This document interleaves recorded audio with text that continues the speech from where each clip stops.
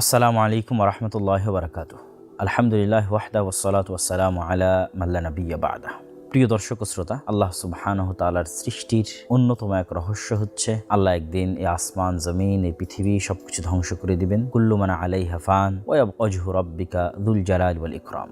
সব ধ্বংস হয়ে যাবে, শুধু আল্লাহ সুবহানাহু তাআলাই থাকবেন। পবিত্র কোরআনের যদি আমরা সম্পূর্ণরূপে সামারি করি, তাহলে দুটি বিষয়ের প্রতি পবিত্র কোরআন সবচেয়ে বেশি ফোকাস দিয়েছে। এক, আল্লাহ সুবহানাহু তাআলার একত্ববাদ, আর দুই, পরকাল, আল ইয়াউমুল আখির, আল্লাহর ওয়াদা। আর আল্লাহর ওয়াদা সত্য। তো আল্লাহ সুবহানাহু তাআলার সেই ওয়াদা, পৃথিবী ধ্বংস হওয়া, এটি একটি চিরন্তন সত্য এবং সকল আসমানি কিতাবের মূল সার নির্যাস যে একদিন এই পৃথিবী ধ্বংস হয়ে যাবে এবং কিয়ামত সংঘটিত হবে, পুনরুত্থান ঘটবে, বিচার হবে। অনেকে হয়তো প্রশ্ন করতে পারেন, এই কিয়ামতের কথা তো আমরা হাজারো লক্ষ বছর থেকে শুনে আসছি, কিয়ামত তো হয় না, কবে হবে? তাদের জন্য রাসূলুল্লাহ সাল্লাল্লাহু আলাইহি ওয়াসাল্লামের পক্ষ থেকে চমৎকার উত্তর আছে যে প্রত্যেক মানুষের মৃত্যুই কামাত কিয়ামতুহু, তার মৃত্যুই তার জন্য কিয়ামত।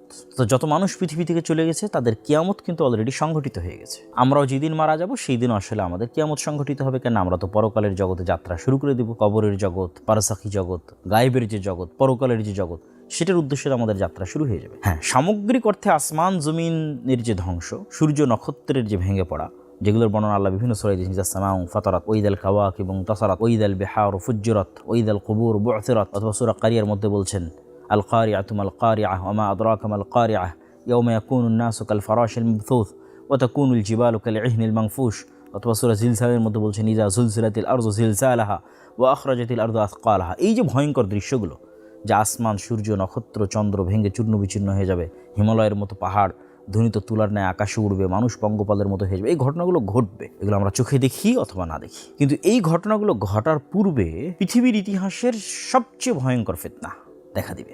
যেই ফিতনা আদম আলাইহিসসালাতু ওয়াসসালাম যখন জান্নাতে ইবলিসের ফিতনায় পা দিয়েছিলেন, আল্লাহ যে গাছকে নিষিদ্ধ করেছিলেন, সেই গাছের নিকটে যাওয়ার যে প্ররোচনা, ওইটাও তো একটা ফিতনা। যেই ফিতনায় হাবিল এবং কাবিল পড়েছিল, সেটাও একটা ফিতনা। যেই ফিতনায় কওমে নূহ পড়েছিল, শিরকের ফিতনা। যেই ফিতনায় কওমে লূত পড়েছিল, জেনার ফিতনা। এগুলো সকল ফিতনার চাইতে ভয়াবহ ফিতনা। যে ফিতনা সম্পর্কে পৃথিবীর সকল নবী এবং রাসূল সতর্ক করে গেছেন, সেটি হচ্ছে দাজ্জালের ফিতনা। এবং রাসূলুল্লাহ সাল্লাল্লাহু আলাইহি ওয়াসাল্লাম স্পষ্টভাবে বলে গেছেন যে কিয়ামতের পূর্ব মুহূর্তের যে ঘটনাবলীর কথা উনি বলেছেন, কিয়ামত সংঘটিত হতে যদি আর একদিনও বাকি থাকে, তবু এই সবগুলো ঘটনা সংঘটিত হবে। সুতরাং এই বিষয়গুলো অত্যন্ত সিরিয়াস এবং এই বিষয়গুলো আমাদের জানা আরও কেন জরুরি? বর্তমান বিশ্বে সায়েন্স অ্যান্ড টেকনোলজির এই উন্নত প্রযুক্তির যুগে গায়েবের এই বিষয়গুলোকে যেমন একদল মানুষ অস্বীকার করে বসে, একদল মানুষ যেমন তাবিল দূরবর্তী ব্যাখ্যা করে, আর একদল মানুষ তেমন কাল্পনিক সময় নির্ধারণ করে, এতদিনের মধ্যে ইমাম মাহদি আসবে, এতদিনের মধ্যে দাজ্জাল আসবে। এই যে ভ্রান্ত চিন্তা চেতনা, এগুলোর মধ্যে আমাদের সঠিকটা জানার জন্য হলো এই বিষয়ে জ্ঞান অর্জন করতে হবে। দেখেন, কিয়ামত কখন হবে তা মুহাম্মদ সাল্লাল্লাহু আলাইহি সাল্লামও জানতেন না। কিয়ামত কখন হবে তা স্বয়ং ইসরাফিলও জানে না। যদি ইসরাফিল জানতো যে অমুক সালের এত তারিখে এতটার সময় কিয়ামত হবে, তাহলে ইসরাফিল তার সজাগ অবস্থায় বাঁশিতে ফু দেওয়ার জন্য প্রস্তুত থাকতো না। ও যেই দিন রেস্টে বিশ্রামে থাকতো, যেই দিন দেওয়ার দরকার হতো সেই দিন দিত। কিন্তু সে 24 ঘন্টা প্রস্তুত আছে যে কখন আল্লাহ বলেন বাঁশিতে ফু দেওয়ার জন্য। মানে সেও জানে না যে আসলে কখন আল্লাহ বলবেন। সুতরাং এটা নির্ধারণ করা যে অমুক দিন এতদিনের মধ্যে, এটা না আল্লাহ সুবহানাহু ওয়া তাআলা কোরআনে করেছেন, না তার রাসূল হাদিসের মধ্যে করেছে। সবাই কি বর্ণনা করেছে? আলামত এবং চিহ্ন। তো এই আলামত এবং চিহ্নগুলো নিয়ে আজকে কেন আমরা আলোচনা করছি? আজকে আলোচনা করার প্রেক্ষাপটটা যদি আমরা বুঝি, আমি আপনাদের একটু দেখাই।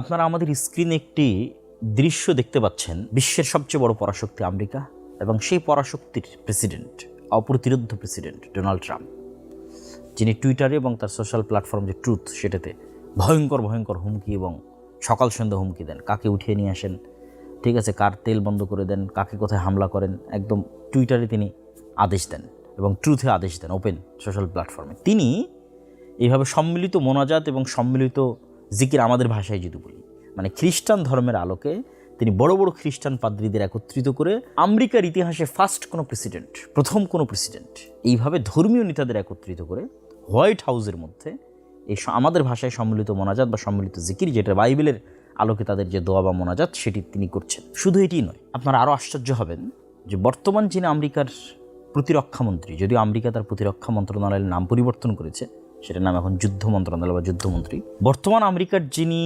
যুদ্ধমন্ত্রী, তিনি তার শরীরে, তার গায়ে, তার বাহুতে কিছু ট্যাটু অঙ্কন করে রেখেছেন, যেই ট্যাটু মুসলমানদের চমকে দেওয়ার মতো। আমরা মুসলমানেরা ছোটোবেলা থেকেই শুনেছি যে দাজ্জালের কপালে কাফের লেখা থাকবে আরবিতে, শুধু মুমিনেরা সেটা দেখতে পাবে। তো এই যুদ্ধমন্ত্রী, প্রতিরক্ষামন্ত্রী তার বাহুতে কাফের আরবিতে স্পষ্টভাবে ট্যাটু করে রেখেছে। তার মানে সেই দাজ্জাল, এটি আমরা বলতেছি না, কিন্তু এই বিষয়গুলো অবশ্যই তার বাহুতে লেখা এই কাফের মুসলমানদেরকে চমকে দেওয়ার মতো। যে রাসূল সাল্লাল্লাহু আলাইহি ওয়াসাল্লামের যে হাদিস আমরা শুনে আসলাম যে দাজ্জালের কপালে লেখা থাকবে কাফের, সেটা কেউ তার শরীরে ট্যাটু করে রাখতেছে এবং একটা বিশ্বের পরাশক্তির এত বড় পর্যায়ের মন্ত্রী, এটা অবশ্যই চিন্তার বিষয়। শুধু তাই নয়, সে কিন্তু অনেক বইও লিখেছে। তার মধ্যে তার অন্যতম একটি বই হচ্ছে আমেরিকান ক্রুসেড, তথা আমেরিকা ধর্মযুদ্ধ করতেছে বা ধর্মযুদ্ধ করা উচিত, এই তত্ত্বের উপর কিন্তু সে একটি বই লিখে ফেলেছে। শুধু এই পর্যন্ত সীমাবদ্ধ নয়, আপনারা সকলে আন্তর্জাতিক প্রতিষ্ঠান অর্থ লেনদেনের, যারা বিদেশ থেকে টাকা পয়সা পাঠান তারা জানেন, পেপ্যালের সহকারী প্রতিষ্ঠাতা এবং এআই ভালো মোটামুটি এআই নিয়ে কাজ করতেছে, আর্টিফিশিয়াল ইন্টেলিজেন্স নিয়ে, পিটার থিয়েল, তার কথা আপনারা অনেকেই জানেন। পিটার থিয়েল কিন্তু ধারাবাহিক সিরিজ আলোচনা করতেছে অ্যান্টি ক্রাইস্টের উপর। অ্যান্টি ক্রাইস্ট মানে দাজ্জালকে বাইবেলের প্রফেসি অনুযায়ী, বাইবেলের ভবিষ্যৎবাণী অনুযায়ী অ্যান্টি ক্রাইস্ট বলা হয় দাজ্জালকে। তো সেটি নিয়ে সে সিরিজ আলোচনা করতেছে, যে সিরিজ আলোচনাগুলোর অসংখ্য ভিডিও এবং অসংখ্য ক্লিপস ইতিমধ্যেই সামাজিক যোগাযোগ মাধ্যমে ভাইরাল। এবং কিছুদিন পূর্বে ইতালির রাজধানী রোমে একটি রুদ্ধদ্বার বৈঠকেও অ্যান্টি ক্রাইস্টের প্রকাশ এবং আশা নিয়ে গোপন আলোচনা বা গোপন বৈঠক হয়েছে, যেটা আমাদের বাংলাদেশেরও বিভিন্ন পত্রিকা রিপোর্ট করেছে। এমনকি প্রথম আলোতে একটা বিশাল রিপোর্টও হয়েছে, ইরান যুদ্ধ নাকি দাজ্জাল তত্ত্বে মোড়া আমেরিকান ক্রুসেড। এবং এই বিশাল রিপোর্টে দাজ্জাল কেন্দ্রিক যে তথ্য বা যে তথ্যগুলো আমি আপনাদের সামনে তুলে ধরলাম, এখন যেগুলো নিয়ে আলোচনা হচ্ছে সেগুলোর মোটামুটি একটা আলোচনা এখানেও আছে, আপনারা পেয়ে যাবেন এখানে। প্রিয় দর্শক ও শ্রোতা, যখন আমাদের নবী মুহাম্মদ সাল্লাল্লাহু আলাইহি ওয়াসাল্লাম পৃথিবীতে আগমন করেন, তার আগে থেকেই পৃথিবীতে কানাঘুষা হচ্ছিল যে শেষ নবী আসবে, শেষ নবীর আসার সময় হয়ে আসতেছে। এবং এই কারণে ইহুদিরা মদিনায় হিজরত করেছিল, তারা জানতো যে এখানে শেষ নবীর আগমন ঘটবে। আমি জানি না পৃথিবীর হিস্ট্রিতে, বিশেষ করে মুহাম্মদ সাল্লাল্লাহু আলাইহি ওয়াসাল্লামের মৃত্যুর পরে গত 1400 বছরে কখনো, মুসলমানেরা তো সবসময় তাদের মধ্যে দাজ্জাল এবং কিয়ামত কেন্দ্রিক আলোচনা, বই পুস্তক লেখালেখি এগুলো সবসময় হয়েছে, কিন্তু ওয়ার্ল্ড ওয়াইড যে বিশ্বের অন্য ধর্মের মানুষেরাও দাজ্জাল নিয়ে আলোচনা করতেছে, দাজ্জাল নিয়ে লেখালেখি করতেছে এবং তারাও ভাবতেছে যে দাজ্জাল আসবে অথবা আসতেছে, এরকম ধরনের ব্যাপক আলাপ আলোচনা অতীতে কখনো হয়েছে কিনা এটা আমার জানা নেই। এবং এখানে আরও একটি রিপোর্ট আপনারা সকলেই দেখে থাকবেন, আমিও আপনাদের দেখাচ্ছি। কিছুদিন পূর্বে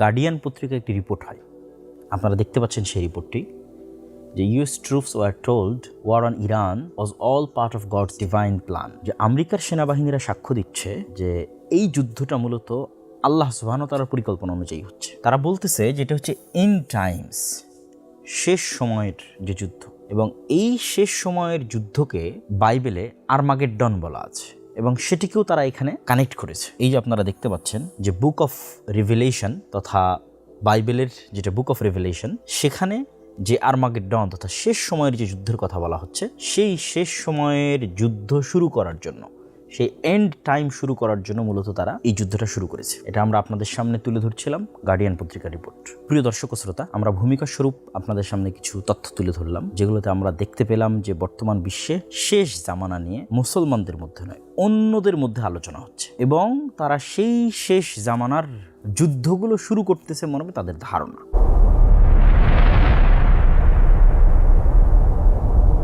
তো সেক্ষেত্রে এখানে একটা কমন বিষয়, 3 আসমানি ধর্ম বা 3 আব্রাহামিক রিলিজিয়নের মধ্যে একটি কমন বিষয় আছে, সেটি যে কিয়ামতের পূর্ব মুহূর্তে মাসিহা আসবে এবং all are waiting for a মাসিহা। খ্রিস্টান are waiting, Jewish are waiting, Muslims are waiting, শিয়া Muslims also, they are also waiting.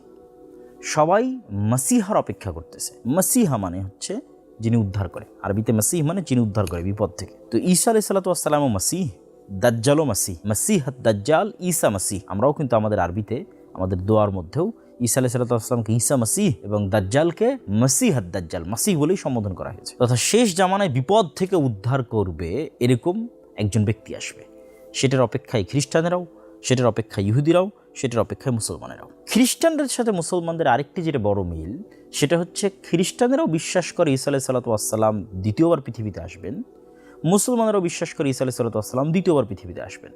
যদিও খ্রিস্টানেরা বিশ্বাস করে যে ঈসা আলাইহিস সালাতু ওয়াস সালাম মৃত্যুবরণ করেছেন, আর মুসলমানেরা বিশ্বাস করে ঈসা আলাইহিস সালাতু ওয়াস সালাম জীবিত অবস্থায় তাকে আকাশে উঠিয়ে নেওয়া হয়েছে।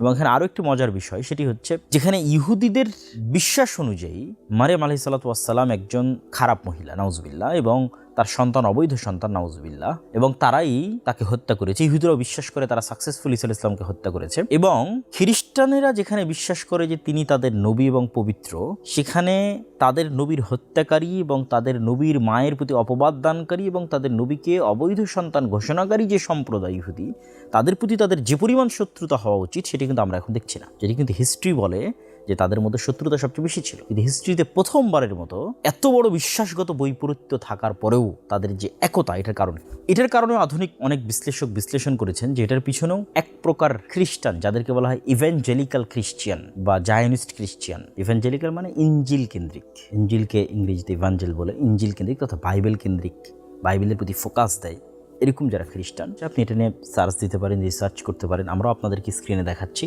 যে তাদের বিশ্বাস হচ্ছে জেরুজালেমে যতক্ষণ থার্ড টেম্পল তৈরি না হচ্ছে ততক্ষণ বাইবেলিক্যাল প্রফেসি পূরণ হবে না।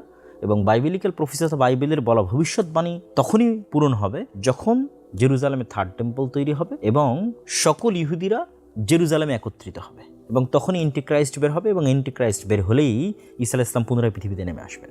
সুতরাং আমরা যদি ঈসা আলাইহিস সালামকে পুনরায় পৃথিবীতে নামিয়ে আনতে চাই, তাহলে আমাদেরকে ইহুদিদেরকে সাপোর্ট করতে হবে জেরুজালেমে একত্রিত হওয়ার জন্য। এটা একদল খ্রিস্টানদের বিশ্বাস। তাহলে আজকের ইসরায়েলের সাথে তাদের যে সহযোগিতা, এটার যেমন পলিটিক্যাল অনেক কারণ আছে, এটার যেমন আরও ভূ রাজনৈতিক প্রেক্ষাপটের যে বিশ্লেষণগুলো আছে যেগুলো আমরা জানি, তার পাশাপাশি এই ধর্মীয় প্রেক্ষাপটটিও কিছুটা ভূমিকা রাখে, যা এখন আরও বেশি আলোচিত হচ্ছে, আরও বেশি চর্চিত হচ্ছে, যে কেন তারা চায় যে জেরুজালেম ইহুদের একত্রিত হোক, জেরুজালেমকে ইসরায়েলের রাজধানী করা হোক, মসজিদ আকসা ভেঙে দিয়ে থার্ড টেম্পল তৈরি করা হোক। কেননা তারা দ্রুত ঈসা আলাইহিস সালামকে পৃথিবীতে ফেরত নিয়ে আসতে চাচ্ছে, দ্রুত দাজ্জালকে পৃথিবীতে নিয়ে আসতে চাচ্ছে, অ্যান্টিক্রাইস্টকে। তো এই সার্বিক বিষয়গুলো আমার কাছে মনে হয়েছে যে অতীতে কখনো এত ব্যাপকভাবে বৈশ্বিক রাজনীতিতে অ্যান্টিক্রাইস্ট, দাজ্জাল, ঈসা আলাইহিস সালামের ফেরত আসা এবং আরমাগেড্ডন, বালমাল হামাল কুবরা, শেষ জামানার যুদ্ধ, এগুলো এত ব্যাপকভাবে আলোচিত হয়নি। মুসলমানদের মধ্যে আলোচিত হলেও বিশ্বব্যাপী আলোচিত হয়নি, কিন্তু এখন বিশ্বব্যাপী আলোচিত হচ্ছে, যা আমি আপনাদের সামনে তুলে ধরলাম। সুতরাং এই বিষয়গুলো সম্পর্কে আমাদের নবী মুহাম্মদ সাল্লাল্লাহু আলাইহি সাল্লাম কী বলতেন, কী বলেছেন এবং সেগুলোর সঠিক ব্যাখ্যা কী হতে পারে তা আমাদের জানা অতীব জরুরি। তাই চলুন আমরা শুরু করি শেষ জামানা সম্পর্কে রাসূলুল্লাহ সাল্লাল্লাহু আলাইহি সাল্লামের বলা সেই সমস্ত আল মালাহিমুল কুবরা বা আল মালহামা, ভয়ঙ্কর ফিতনা এবং ভয়ঙ্কর যুদ্ধের যে বিবরণীগুলো, সেগুলো কোনটার পর কোনটা কিভাবে সংঘটিত হতে থাকবে এবং দৃশ্যপটগুলো কিভাবে পরিবর্তন হবে এবং সেটার সামারি, সার নির্যাস কি, আমরা জানার চেষ্টা করি।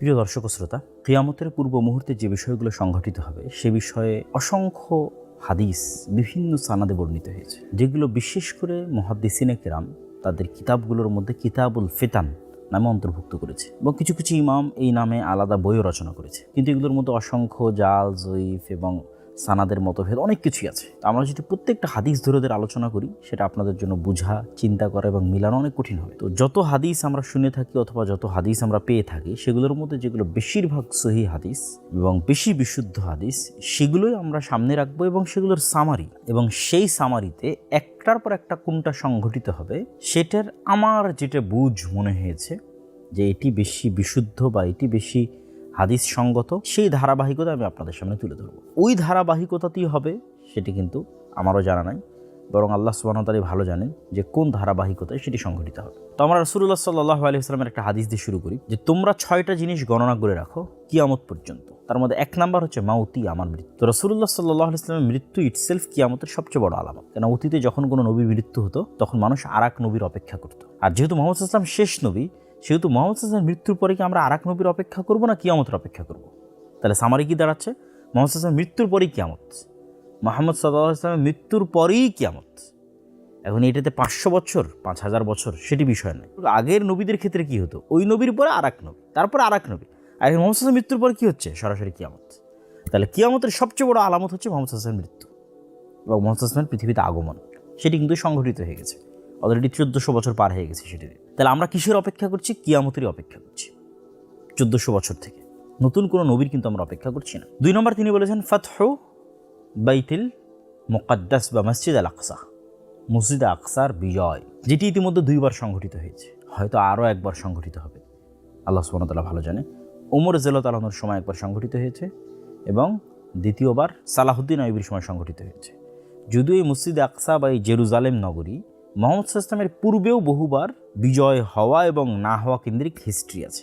স্বয়ং রাসূল সাল্লাল্লাহু আলাইহি ওয়াসাল্লামের যুগে আছে, যেটা আমি আমার বই ফিলিস্তিনে বিস্তারিত আলোচনা করেছি, ওখান থেকে আপনারা এই বিষয়টা দেখে নিতে পারেন। 3 নম্বর, রাসূলুল্লাহ সাল্লাল্লাহু আলাইহি ওয়াসাল্লাম বললেন যে ভয়ঙ্কর মহামারী। অনেকেই ওমর রাদিয়াল্লাহু তাআলার যুগে সিরিয়াতে একটা ভয়ঙ্কর মহামারী হয়েছিল, অনেক আলেম ওলামা বলে থাকেন যে এটি সেই মহামারী। আবার যুগের পরিক্রমায় গত 1400 বছর অনেক মহামারী হয়েছে, সেগুলোকেও অনেকেই রাসূল সাল্লাল্লাহু আলাইহি ওয়াসাল্লামের হাদিসে বর্ণিত সেই মহামারীর সাথে তুলনা করেছেন। আমরাও কিছুদিন পূর্বে একটি মহামারী অতিক্রম করে আসলাম, করোনা মহামারী, অথবা আরও পরে আরও ভয়ঙ্কর মহামারী আসতে পারে, যে মহামারীতে পৃথিবীর 1/4, 1/3, অর্ধেকের বেশি মানুষ হয়তো পৃথিবী থেকে হারিয়ে যেতে পারে, এখন যে মানুষ আছে তাদের মধ্যে থেকে। তাহলে তারপর আসলাম বললেন মহামারী। তারপরে তিনি বললেন সুম্মা ফিতনাতুন, এমন এক ফিতনা লা ইয়াবকা, বাকি থাকবে না। বাইতুন, যারা বুঝেন যে নাকেরা, তানবিন এটি নাকেরার আলামত, এবং নাকেরা মানে হচ্ছে একটা ছোট্ট ঘরও বাকি থাকবে না, তথা সকল ঘর।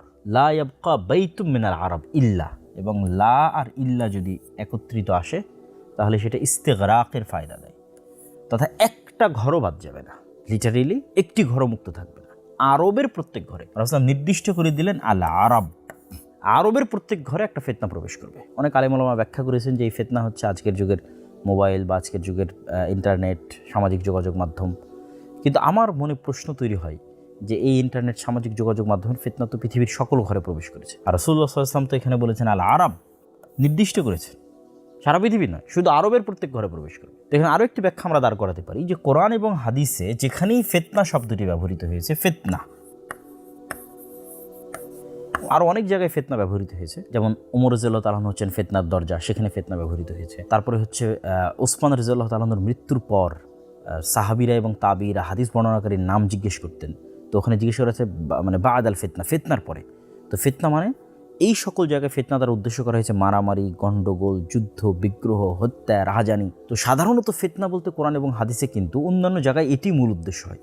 তো আমরা যদি ফিতনা দ্বারা সেটি মূল উদ্দেশ্য নেই, যে হত্যা, মারামারি, রাহাজানি, খুন খারাপি, তাহলে এমন এক যুদ্ধ অথবা গৃহযুদ্ধ অথবা মারামারি সংগঠিত হবে যেটাতে আরবের প্রত্যেক ঘর যুক্ত হয়ে যাবে। এটিও একটি খুবই অন্যতম একটি কিয়ামতের আলামতগুলোর অন্তর্ভুক্ত, এবং এই আলামতের সাথে কানেক্টেড আরও কিছু হাদিস আছে। রাসূলুল্লাহ সাল্লাল্লাহু আলাইহি ওয়াসাল্লাম অন্য এক হাদিসে বলেছেন, অচিরেই ফোরাত নদীর মধ্যে থেকে এমন এক স্বর্ণের পাহাড় বের হবে, যেই স্বর্ণ ভাগাভাগি কেন্দ্রিক এক ভয়ঙ্কর মারামারিতে সকল আরব সম্পৃক্ত হয়ে যাবে। আপনারা দেখতে পাচ্ছেন যে ইরাকের অন্তর্গত ইউফ্রেটিস বা ফোরাত নদী, এই ফোরাত নদী সম্পর্কে রাসূলুল্লাহ সাল্লাল্লাহু আলাইহি ওয়াসাল্লাম এই ভবিষ্যৎবাণীটি করেছেন ইরাকের ফোরাত নদী সংক্রান্ত। তো সেক্ষেত্রে অনেক আলেম ওলামা এটির ব্যাখ্যা করেছেন যে এখানে সত্যিকার অর্থে একদিন স্বর্ণের পাহাড় বের হবে, আর এটি অসম্ভব কিছু নয়। আজ থেকে 100 বছর 200 বছর আগে কে জানতো মাটির নিচ থেকে তেলের খনি বের হবে, গ্যাসের খনি বের হবে? এটা যেমন আজ থেকে 500 বছর আগের মানুষের কাছে অসম্ভব ছিল, হয়তো আমাদের কাছে অসম্ভব মনে হচ্ছে যে ফোরাত নদী থেকে কীভাবে স্বর্ণের পাহাড় বের হবে, কিন্তু একদিন বাস্তবিক হবে। অথবা কিছু আলেম ওলামা ব্যাখ্যা করেছেন যেখানে স্বর্ণ দ্বারা মূল্যবান কিছু উদ্দেশ্য, দামি কিছু উদ্দেশ্য, যেমনটা আমরা আমাদের পরিভাষায় দামি কোনো কিছুকে স্বর্ণের সাথে তুলনা করে থাকি। তো সেক্ষেত্রে যদি আমরা তেলের কথা চিন্তা করি, তাহলে আজকের এখন যে যুদ্ধ ইরান আমেরিকা অথবা আমেরিকা ভেনেজুয়েলা যে যুদ্ধ, সেটি থেকে আমরা অন্তত দেখতেছি, এবং পেট্রোল পাম্পগুলোতে যে বিশাল লম্বা লাইন এবং তেলের যে সংকট আমরা আমাদের এই সময় এখন দেখতেছি, সেটা থেকে আমরা বুঝতেছি যে তেল স্বর্ণের চেয়েও দামি। কারণ আজকে যদি জ্বালানি বন্ধ হয়ে যায়, গ্যাস এবং তেল বন্ধ হয়ে যায়, তাহলে পৃথিবী 100 বছর পূর্বে ফিরে যাবে। বিদ্যুৎ উৎপাদন হবে না, বিদ্যুৎ উৎপাদন না হলে আপনার মোবাইল কম্পিউটার কিছু চলবে না, মোবাইল কম্পিউটার কিছু না চললে, গাড়ি ঘোড়া না চললে, বিমান না চললে, পানি জাহাজ না চললে, আপনি কল্পনা করেন পৃথিবী 500 বছর পূর্বের যে গরুর গাড়ি এবং ঘোড়ার যুগ, সেটাতে ফেরত চলে যাবে। তাহলে আজকের জ্বালানি কিন্তু আমরা দেখতেছি স্বর্ণের চেয়েও দামিতে পরিণত হয়েছে। তাহলে যদি ওই ব্যাখ্যা গ্রহণ করা হয় যে দামি কিছু, তাহলে সেটি জ্বালানি হওয়াও অসম্ভব কিছু নয়। তবে আমরা হাদিসকে হাদিসের প্রকাশ্য অর্থের উপর রাখাকেই সমীচীন মনে করি। হাদিস রাসূল সাল্লাল্লাহু আলাইহি ওয়াসাল্লাম স্পষ্টভাবে যাহাব, স্বর্ণ শব্দটি ব্যবহার করেছেন। চলেন একটু হাদিসটা দেখি। রাসূলুল্লাহ সাল্লাল্লাহু আলাইহি ওয়াসাল্লাম হাদিসে বলছেন যে ইউশিকুল ফরাত, অচিরে ফরাত নদী থেকে আইয়াহসারা আন জাবালিন, একটি পাহাড় প্রকাশ পাবে, মিন যাহাবিন, স্বর্ণের। স্পষ্টভাবে তিনি স্বর্ণের বলেছেন। হাদিসের যতগুলো রিওয়ায়াত আছে, প্রায় সকল রিওয়ায়াতে যে আন জাবালিন মিন যাহাবিন, সবগুলোতে আন কানজিন মিন যাহাবিন, স্বর্ণের পাহাড় অথবা স্বর্ণের কানজ বা স্বর্ণের খাজানা বা স্বর্ণের খনি বের হবে।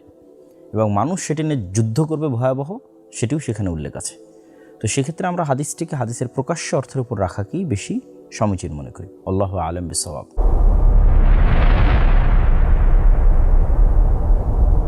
তো সেক্ষেত্রে এমন এক যুদ্ধ, যেই যুদ্ধে সকল আরব জড়িত হয়ে যাবে, এটির কথা রাসূলুল্লাহ সাল্লাল্লাহু আলাইহি ওয়াসাল্লাম বলছেন। তারপর রাসূলুল্লাহ সাল্লাল্লাহু আলাইহি ওয়াসাল্লাম বললেন, হুদনাতুন। হুদনাতুন শব্দের অর্থ হচ্ছে চুক্তি। বাইনাকুম, তোমাদের মধ্যে, ওয়া বাইনা বানিল আসফার। এই বানিল আসফারের জায়গায় কিছু কিছু রিওয়ায়াতে রোম বা অন্য কিছু বর্ণনায় রোমানদের সাথে কিছু চুক্তি মুসলমানদের হবে। আর আসফার শব্দের অর্থ হচ্ছে হলদেটে সাদা বর্ণ, যাদের গায়ের রং তথা সাদা চামড়ার আমরা যাদেরকে বলি, ঠিক আছে, তাদের সাথে তোমাদের একটা চুক্তি হবে। এখানে রোম দ্বারা আসলে কোন রোম উদ্দেশ্য, এটি নিয়েও কিছু মতভেদ আছে। রাসূলুল্লাহ সাল্লাল্লাহু আলাইহি ওয়াসাল্লাম যখন এই হাদিস শোনাচ্ছেন যে তোমাদের মধ্যে এবং রোমানদের মধ্যে একটি চুক্তি হবে, ওই সময়ে রোমান, বাইজেন্টাইন রোমান এম্পায়ারের কেন্দ্রস্থল বা রাজধানী ছিল আজকের তুরস্কের ইস্তাম্বুল। আমরা আপনাদেরকে দেখাচ্ছি, দুই দিকে সাগর এবং মধ্যে অন্যতম একটি উন্নত নগরী, যেটিকে আরবিতে বলা হয়েছে কুস্তুনতুনিয়া।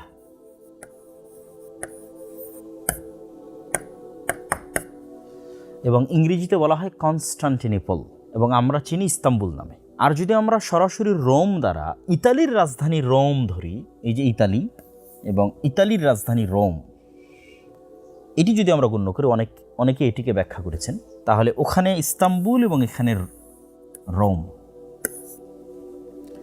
যে সময় রাসূল সাল্লাল্লাহু আলাইহি ওয়াসাল্লাম এই হাদিসটি বলছেন, ওই সময়ে বাইজেন্টাইন রোমান এম্পায়ারের অধিকাংশ ছিল অর্থোডক্স খ্রিস্টান। যেমন সহিহ বুখারীর যে হাদিসগুলোতে প্যাট্রিক বা প্যাট্রিয়ক, এই প্যাট্রিয়ক কিন্তু ইতালির রোমে না, ইতালির রোমে আছে পোপ, আর প্যাট্রিয়ক আছে কোথায়, সেটি হচ্ছে রাশিয়া। এই যে আমরা মস্কো দেখতে পাচ্ছি, রাশিয়া, এবং রাশিয়ার প্রেসিডেন্ট ভ্লাদিমির পুতিন, তিনিও অর্থোডক্স খ্রিস্টান পাদ্রীদের দ্বারা অনেক বেশি প্রভাবিত। তাহলে যেই সময় রাসূল সাল্লাল্লাহু আলাইহি ওয়াসাল্লাম বলছেন, ওই সময় বাইজেন্টাইন এম্পায়ার, যেটা তুরস্কের রাজধানী ইস্তাম্বুল, যেটা আমরা আপনাদেরকে ইন্ডিকেট করে দিলাম, আর ইতালির রাজধানী রোম আর এই মস্কো। তো রোম দ্বারা যদি ইতালির রাজধানী রোম উদ্দেশ্য হয়, তাহলে পুরো ইউরোপ। আর যদি আমরা অর্থোডক্স খ্রিস্টান উদ্দেশ্য নেই, তাহলে রাশিয়া। তো যখন রোমানদের সাথে মুসলমানদের একটি চুক্তি হবে, তখন তারা একত্রিত অবস্থায় তৃতীয় আর এক শত্রুর বিরুদ্ধে যুদ্ধ করবে। এটি ইন্ডিকেট করা খুব কঠিন যে সেই তৃতীয় শত্রু কারা। মানে আমরা যদি আজকের বিশ্ব ব্যবস্থা অনুযায়ী চিন্তা করি, এটাই যে সংগঠিত হবে তা কিন্তু নয়। আজ থেকে 1000 বছর আগে পৃথিবীর বিশ্ব ব্যবস্থা এরকম ছিল না, আজ থেকে 500 বছর আগে পৃথিবীর বিশ্ব ব্যবস্থা এরকম ছিল না। তাহলে প্রত্যেক আলেম তার যুগ অনুযায়ী যদি চিন্তা করে যে তাহলে আজকের রোমান কারা এবং আজকের তৃতীয় শত্রু কারা হতে পারে, আজ থেকে 500 বছর পরে পৃথিবীর প্রেক্ষাপট চেঞ্জ হয়ে যেতে পারে, তখন অন্য কাউকে তৃতীয় শত্রু মনে হতে পারে। কিন্তু এই ঘটনা অবশ্যই ঘটবে। রাসূল সাল্লাল্লাহু আলাইহি ওয়াসাল্লাম বলছেন যে কিয়ামত সংঘটিত যদি একদিনও বাকি থাকে, তবু এটি সংঘটিত হবে। তা আমরা যেহেতু আমাদের পরের ভবিষ্যতের কথা বলতে পারবো না, এখনকার প্রেক্ষাপটের আলোকে যদি আমরা রোম দ্বারা ইতালির রোম উদ্দেশ্য নেই, তাহলে ইউরোপের সাথে মুসলমানদের একটা চুক্তি হবে। আর তৃতীয় শত্রু যদি আমরা চিন্তা করি, তাহলে সেই তৃতীয় শত্রু মস্কো হতে পারে, তৃতীয় শত্রু চায়নাও হতে পারে, তৃতীয় শত্রু ইসরায়েলও হতে পারে, তৃতীয় শত্রু পারস্য হতে পারে, তৃতীয় শত্রু হিন্দুরাও হতে পারে, ঠিক আছে। তৃতীয় শত্রু আমেরিকা ইসরায়েলের সম্মিলিত শক্তিও হতে পারে। আর যদি আমরা চিন্তা করি রোম দ্বারা আজকের বিশ্ব অনুযায়ী এটি হবে, তা কিন্তু বলতেছি না, কেননা 500 বছর আগে একরকম ছিল, আজ আর একরকম, আজ 500 বছর আর একরকম হবে। যদি চিন্তা করি যে না মস্কো রাশিয়া, তাহলে মুসলমানদের সাথে মস্কো রাশিয়া বা সেই কেন্দ্রিক যে জোট, তারা একত্রিত হবে। আর তৃতীয় শত্রু তাহলে ইউরোপ, তৃতীয় শত্রু তাহলে আমেরিকা।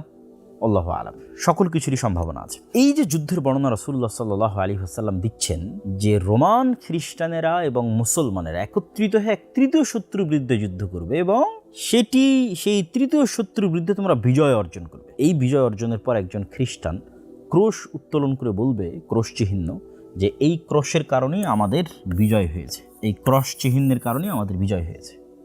তখন আর এক মুসলমান উঠে তার ইমানি জাজবার কারণে সে বলবে না, আল্লাহর সহযোগিতা আমার বিজয় হয়েছে, এবং সেটা ভেঙে দেবে। তখনই এই যে রোমান খ্রিস্টানদের সাথে মুসলমানদের যে একটা চুক্তি হলে, চুক্তিটা ভেঙে যাবে। রাসূলুল্লাহ সাল্লাল্লাহু আলাইহি ওয়াসাল্লাম বলছেন, ওই দিন রোমান খ্রিস্টানদের 80টি পতাকা থাকবে এবং প্রত্যেক পতাকার অধীনে 12,000 সেনাবাহিনী থাকবে।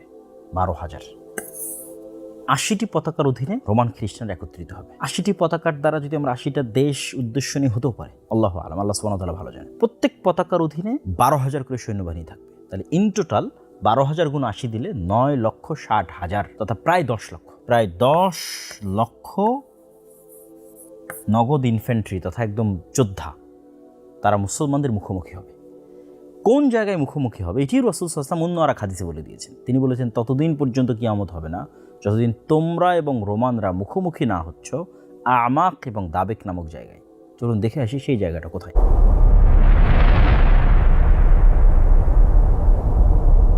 রাসূলুল্লাহ সাল্লাল্লাহু আলাইহি ওয়াসাল্লাম যে আমাক এবং দাবেক নামক দুটি জায়গার কথা উল্লেখ করেছেন, যে বেদাবেক বে আমাক ও বেদাবেক, বেদাবেক ও বে আমাক। এখন অনুসন্ধান করলে যেটি দেখা যায় যে এটি মূলত সিরিয়া এবং তুরস্কের সীমান্তবর্তী অঞ্চল। আজকের তুরস্কের সীমানা এবং আজকের সিরিয়ার সীমানা আপনারা এই যে দেখতে পাচ্ছেন দাবেক, এবং এই যে হালবকে ইংরেজিতে বলে আলেপ্পো, এটা সিরিয়ার তুরস্ক সীমান্তবর্তী শহর। এবং এই যে ইদলিব, এখনকার সিরিয়ার যারা মুজাহিদ, যারা বিজয়ী হলো আহমদ আশারা, তারা কিন্তু এই অঞ্চল থেকে উঠে এসেছে। এই ইদলিব, এই হালব, এখান থেকে উঠে এসে পরে তারা দামেস্ক বিজয় করেছে, এবং এখানে থাকা অবস্থাতেই তারা তুরস্কের যে সহযোগিতা সেটা কিন্তু তারা রিসিভ করতো। আর কিছু কিছু আলেমের মত অনুযায়ী এটি হচ্ছে আমাক দ্বারা আন্তাকিয়া উদ্দেশ্য, এটাও সিরিয়া এবং তুরস্কের সীমান্তবর্তী অঞ্চল। অনেকের নিকটে আমাক দ্বারা এই আন্তাকিয়া উদ্দেশ্য, এটিও এই হালব এবং ইদলিব তার নিকটবর্তী, যদিও এটা এখন বর্তমান তুরস্কের সীমানায় পড়ে, কিন্তু তুরস্ক এবং সিরিয়ার যে সীমানা আছে, যে এটি হচ্ছে তুরস্ক এবং সিরিয়ার সীমানা, এই পারে হচ্ছে সিরিয়া আর এই যে পারে হচ্ছে তার্কি। এক কথায় বোঝা যাচ্ছে যে আমরা দাবেক ধরি, হালবের নিকটবর্তী অথবা ইদলিবের নিকটবর্তী আন্তাকিয়া ধরি, এই এরিয়াটা তুরস্ক এবং সিরিয়ার সীমান্তবর্তী অঞ্চলে একটি ভয়ঙ্কর এবং ভয়াবহ যুদ্ধ হবে। এবং এই যুদ্ধের অন্য হাদিস রাসূলুল্লাহ সাল্লাল্লাহু আলাইহি ওয়াসাল্লাম যে বর্ণনা দিয়েছেন, আমাক এবং দাবেক নামক জায়গার কথা বলেছে, এই দুটো জায়গা আমরা কিন্তু দেখে আসলাম। এখানে রাসূল সাল্লাল্লাহু আলাইহি ওয়াসাল্লাম বলছেন, এই যুদ্ধে ফায়াখরুজু লাহুম জাইশুম মিনাল মাদিনা, এই যুদ্ধে অংশগ্রহণ করার জন্য মদিনা থেকে, এটা কিন্তু সহিহ মুসলিমের হাদিস, সকল হাদিস গ্রন্থে আছে, মদিনা থেকে খিয়ার ও আহলিল আরজ, তৎকালীন বিশ্বের সর্বশ্রেষ্ঠ মানুষ, সবচেয়ে তাকওয়াবান, সবচেয়ে পরহেজগার, সবচেয়ে আল্লাহওয়ালা মানুষরা, মুজাহিদরা মদিনা থেকে বের হয়ে আসবে এই যুদ্ধে অংশগ্রহণ করার জন্য। এবং মদিনাবাসী যেন এই যুদ্ধে অংশগ্রহণ না করে, এই জন্য রোমানরা তাদেরকে বলবে, এই যে রোম, এখানে আরবিতে লেখা আছে রোম, মদিনাবাসী যেন এই যুদ্ধে সিরিয়াবাসীর সাথে অংশগ্রহণ না করে, এই জন্য রোমানরা বলবে, যাদের কাছে আমাদের বন্দী আছে, আবার কেউ ব্যাখ্যা করেছে যারা আমাদের দিন ত্যাগ করে দিয়েছে, দুই ধরনের ব্যাখ্যা আছে, তাদের সাথে আমরা যুদ্ধ করতে চাই, আমরা সিরিয়াবাসীর সাথে যুদ্ধ করতে চাই, তোমাদের সাথে নয়। কিন্তু মদিনাবাসী বলবে যে না, আমরা আমাদের ভাইদেরকে তোমাদের জন্য ছেড়ে দিব না, এবং তারা একত্রিত হয়ে এই যুদ্ধে অংশগ্রহণ করবে। তথা মদিনা এবং সিরিয়া এই যুদ্ধের অন্যতম একটি পার্ট। সিরিয়ার মানুষ এবং মদিনার মানুষ, তাদের মহব্বত, তাদের ভালোবাসা, তাদের আকীদা, তাদের আমল এই যুদ্ধের অন্যতম বড় একটি অংশ। এই যুদ্ধে মুসলমানেরা 3 ভাগে বিভক্ত হবে, রাসূল সাল্লাল্লাহু আলাইহি ওয়াসাল্লাম বলেছেন, এই যে এখানে সুলুসুন, 3 ভাগে বিভক্ত হবে। 3 ভাগের 1 ভাগ শহীদ হবে, হুম আফজালুশ শুহাদা, পৃথিবীর সর্বশ্রেষ্ঠ শহীদ, ইনদাল্লাহ, আল্লাহর নিকটে। এবং 3 ভাগের 1 ভাগ এই যুদ্ধ থেকে পালিয়ে আসবে, লা ইয়াতুবুল্লাহু আলাইহিম আবাদান, কোনো দিন আল্লাহ তাদের তওবা কবুল করবে না, আবাদা, কোনোদিন আল্লাহ তাদের তওবা কবুল করবে না। 3 ভাগের 1 ভাগ, 3 ভাগের 1 ভাগ পালিয়ে গেল, 3 ভাগের 1 ভাগ শহীদ হলো, আর বাকি 3 ভাগ সুলুসুল আখির তাদেরকে আল্লাহ বিজয় দান করবে। এবং এই পরবর্তী যে 3 ভাগ লা ইফতানুনা আবাদা, তারা পরবর্তীতে কখনো আর ফিতনায় পতিত হবে না। মানে পরবর্তীতে যে দাজ্জালের ফিতনা আসবে, ইয়াজুজ মাজুজের ফিতনা আসবে, পৃথিবীর ভয়ঙ্কর ভয়াবহ ফিতনা আসবে, এই বিজয়ী দল আর কোনো ফিতনা তাদেরকে স্পর্শ করতে হবে, তারা বিজয়ী থাকবে, ফিতনা মুক্ত থাকবে। এই বিজয়ী দল ইফতাতিহুনা কুসতুনতুনিয়া, এই বিজয়ী দল কুসতুনতুনিয়া, কনস্টান্টিনোপল বিজয় করবে। আপনারা অনেকেই জানেন যে কনস্টান্টিনোপল কিন্তু ইতিমধ্যেই বিজয় হয়েছে। সুলতান মুহাম্মদ আল ফাতেহ, তিনি উসমানী খেলাফতের অন্যতম একজন বাদশাহ খলিফা, তিনি কিন্তু কনস্টান্টিনোপল বিজয় করেছেন। এবং কনস্টান্টিনোপল বিজয়ের সুসংবাদ রাসূল সাল্লাল্লাহু আলাইহি ওয়াসাল্লাম অনেক হাদিসে মুসলমানদের দিয়ে গেছে। এই জন্য কনস্টান্টিনোপল বিজয় করার জন্য বহু সাহাবী, বহু মুজাহিদ দীর্ঘদিন যাবৎ তারা সীমান্তে, সিরিয়ার সীমান্তে কিন্তু চেষ্টা করতেন, সফল হতে পারতেন না। কিন্তু সুলতান মুহাম্মদ আল ফাতেহ কিন্তু সফল হয়েছেন। কিন্তু এই বিজয় কিন্তু সেই বিজয় নয়, কেন অলরেডি সেই বিজয়ের পার হওয়া 500 বছর হয়ে গেছে। আর এখানে যেই বিজয়ের কথা বলতেছে, এই বিজয়ের পরেই মূলত দাজ্জাল, মাসিহ আদ-দাজ্জাল বের হবে। তাহলে এটা এমন এক বিজয়, যেই বিজয়ের পরে দাজ্জাল বের হবে, তাহলে ওই বিজয় সেই বিজয় নয়। তাহলে বোঝা যাচ্ছে এই হাদিস থেকে একটা জিনিস আমরা বুঝতে পারতেছি, আজকের যেই ইস্তাম্বুল, তুরস্কের রাজধানী, কনস্টান্টিনোপল বা কুস্তুনতুনিয়া বা আজকের তুরস্ক, এটা মুসলমানদের হাতে থাকবে না। অবশ্যই কোনো না কোনোভাবে এটা মুসলমানদের হাত ছাড়া হবে বা অন্যের দখলে চলে যাবে, জোরপূর্বক যেভাবেই হোক। তাহলেই তো মুসলমানরা সেটিকে বিজয় করবে, তথা কিয়ামতের পূর্ব মুহূর্তে আর একবার মুসলমানরা তুরস্ক বিজয় করবে। তথা এখন যে তুরস্ক মুসলমানদের হাতে আছে এই তুরস্ক মুসলমানদের হাতে থাকবে না। এই যুদ্ধের অন্য হাদিসগুলোতে রাসূলুল্লাহ সাল্লাল্লাহু আলাইহি ওয়াসাল্লাম বলেছেন যে এই যুদ্ধে এত মানুষ মারা যাবে যে পাখি যদি 1 মাস আকাশে উড়ে সে লাশের সারি শেষ করতে পারবে না, যে লাশের দুর্গন্ধহীন কোনো একটা জায়গায় থামবে পাবে না, আকাশ থেকে মৃত অবস্থায় পড়ে যাবে। মানুষ ওয়ারিস খুঁজে পাবে না যে তার সম্পদের ওয়ারিস কে হবে। কোনো একটা বংশে যদি 100 মেম্বার থাকে 99 জন মারা যাবে, 1 জন বেঁচে থাকবে। এত ভয়াবহ এবং ভয়ঙ্কর যুদ্ধ হবে এই যুদ্ধ। এবং এখানে আরও একটা বিষয় আপনাদের তুলে ধরি যে এই যুদ্ধের সাথে অন্য আর কিছু হাদিসকে যদি ইনক্লুড করি তাহলে বোঝা যায় যে এই যুদ্ধের পরপরই মুসলমানদের এই বিজয় কাফেলা রোম পর্যন্ত পৌঁছে যেতে পারে। কিছু কিছু হাদিসে বলা আছে ইতালির রাজধানী রোম। হাদিসগুলোর সহিহ জয়ীফ নিয়ে মতভেদ থাকতে পারে। আবার এই বিজয় কাফেলা কিন্তু মসজিদে আকসাও বিজয় করতে পারে বা মসজিদে আকসা তো মুসলমানদের শাসন ব্যবস্থা থাকতে পারে। এই যুদ্ধ সম্পর্কে তথা কুস্তুনতুনিয়া বিজয় সম্পর্কে আরেকটি গুরুত্বপূর্ণ হাদিস আছে। রাসূলুল্লাহ সাল্লাল্লাহু আলাইহি ওয়াসাল্লাম বলছেন, তোমরা এমন একটি শহরের কথা জানো যে শহরের এক পাশে সমতল আর এক পাশে সমুদ্র। প্রায় সকল আলেম ওলামা একমত যে এই শহর হচ্ছে কুস্তুনতুনিয়া। তো রাসূলুল্লাহ সাল্লাল্লাহু আলাইহি ওয়াসাল্লাম বলছেন, লা তাকুমুস সাআহ, ততদিন পর্যন্ত কিয়ামত হবে না যতদিন না ইসহাক আলাইহিস সালাতু ওয়াস সালামের বংশের 70,000 মানুষ এই শহরকে বিজয় করার জন্য যুদ্ধ না করেন। কিন্তু সবচেয়ে মজার বিষয় হচ্ছে তারা এই যুদ্ধ লাম ইউকাতিলু বিসিলাহিন, কোনো অস্ত্র দিয়ে করবে না। তো তাদের কোনো তরবারি বা অন্য কোনো অস্ত্র রাইফেলগুলি কিছু থাকবে না, এবং তারা কোনো তীরও নিক্ষেপ করবে না। ওয়ালা বিসাহমিন, কোনো তীরও নিক্ষেপ করবে না। তাহলে যুদ্ধটা বিজয় হবে কিভাবে? তারা শুধু লা ইলাহা ইল্লাল্লাহ আল্লাহু আকবার এই আওয়াজ দিবে এবং এই আওয়াজে শহরের দেওয়াল পড়ে যাবে, প্রথম আওয়াজে প্রথম, দ্বিতীয়, তৃতীয়, এবং এইভাবে তাদের জন্য এই শহরে প্রবেশ সহজ হবে এবং এই সহজকে তারা বিজয় করবে। তো আলেম ওলামাদের ব্যাখ্যা অনুযায়ী যে রোমে তথা সিরিয়া এবং তুরস্কের সীমান্তবর্তী অঞ্চলে রোমানদের সাথে যে ভয়ঙ্কর যুদ্ধটা হবে, ওই যুদ্ধে বিজয়ের পর মুসলমানেরা যখন কুস্তুনতুনিয়া শহরে প্রবেশের জন্য যাবে, কেননা এখন যেখানে রোমানদের সাথে যুদ্ধের যে জায়গাটা আমরা দেখতেছি সেখান থেকে কুস্তুনতুনিয়া শহর কিন্তু অনেক দূরে। তো এই যুদ্ধে পরাজয়ের পর সামনে আরও বিজয় অভিযান চলতে থাকবে। বিজয় অভিযান করতে করতে করতে করতে একটা পর্যায়ে গিয়ে তারা কুস্তুনতুনিয়াতে প্রবেশ করবে। তো যখন তারা কুস্তুনতুনিয়াতে প্রবেশ করবে তখন কুস্তুনতুনিয়ার যে শহর রক্ষা দেওয়াল বা প্রাচীর আছে সেটিকে ধ্বংস করার জন্য তাদের আলাদা কোনো অস্ত্র ব্যবহার করতে হবে না, যে আমরা এটা ভাঙবো, কোনো অস্ত্র ব্যবহার করে না। তারা শুধু মুখের তাকবীর দেওয়ার মাধ্যমে লা ইলাহা ইল্লাল্লাহ আল্লাহু আকবার বলবে, এই বলাতেই দেওয়াল ভেঙে পড়ে যাবে এবং তারা কুস্তুনতুনিয়া শহরের মধ্যে বিজয়ী বেশে প্রবেশ করবে। এখানে যে যুদ্ধ, এই যুদ্ধের পরপরই মুসলমানেরা তাদের গনিমতের মাল বন্টনের জন্য তাদের তরবারিকে জাইতুন গাছের সাথে ঝুলিয়ে রাখবে, এবং জাইতুন গাছের সাথে ঝুলিয়ে রাখার পরপরই এই যে সুয়ুফাহুম বিজাইতুন, এটার থেকে অনেক উদ্দেশ্য নিয়েছেন যে এই যুদ্ধটা তরবারি দেওয়া হবে। তরবারি জাইতুন গাছে ঝুলিয়ে থাকবে, শয়তান চিৎকার করে বলবে তোমাদের বাড়িতে দাজ্জাল প্রবেশ করে গেছে। কিন্তু এটা মিথ্যা হবে, তখনও দাজ্জাল বের হয়নি। তখন এই সেনাবাহিনীর মধ্যে থেকে অন্য হাদিসে রাসূলুল্লাহ অন্য রিওয়ায়াতে বলেছেন 10 জন অশ্বারোহী রওনা দিবে দাজ্জালের অনুসন্ধানে। আল্লাহ নবী বলছেন ওই 10 জনের নাম, তাদের বাপ দাদার নাম, তাদের ঘোড়া, তাদের গায়ের রং সব আমি বলে দিতে পারবো। তো তারা যখন দাজ্জালের অনুসন্ধানে রওনা দিবে, ইতিমধ্যেই সত্যি সত্যি দাজ্জাল তথা এই মুজাহিদরা রিটার্ন ব্যাক যখন দামেস্কে করবে, ততদিনে সত্যি সত্যি দাজ্জাল বের হয়ে যাবে।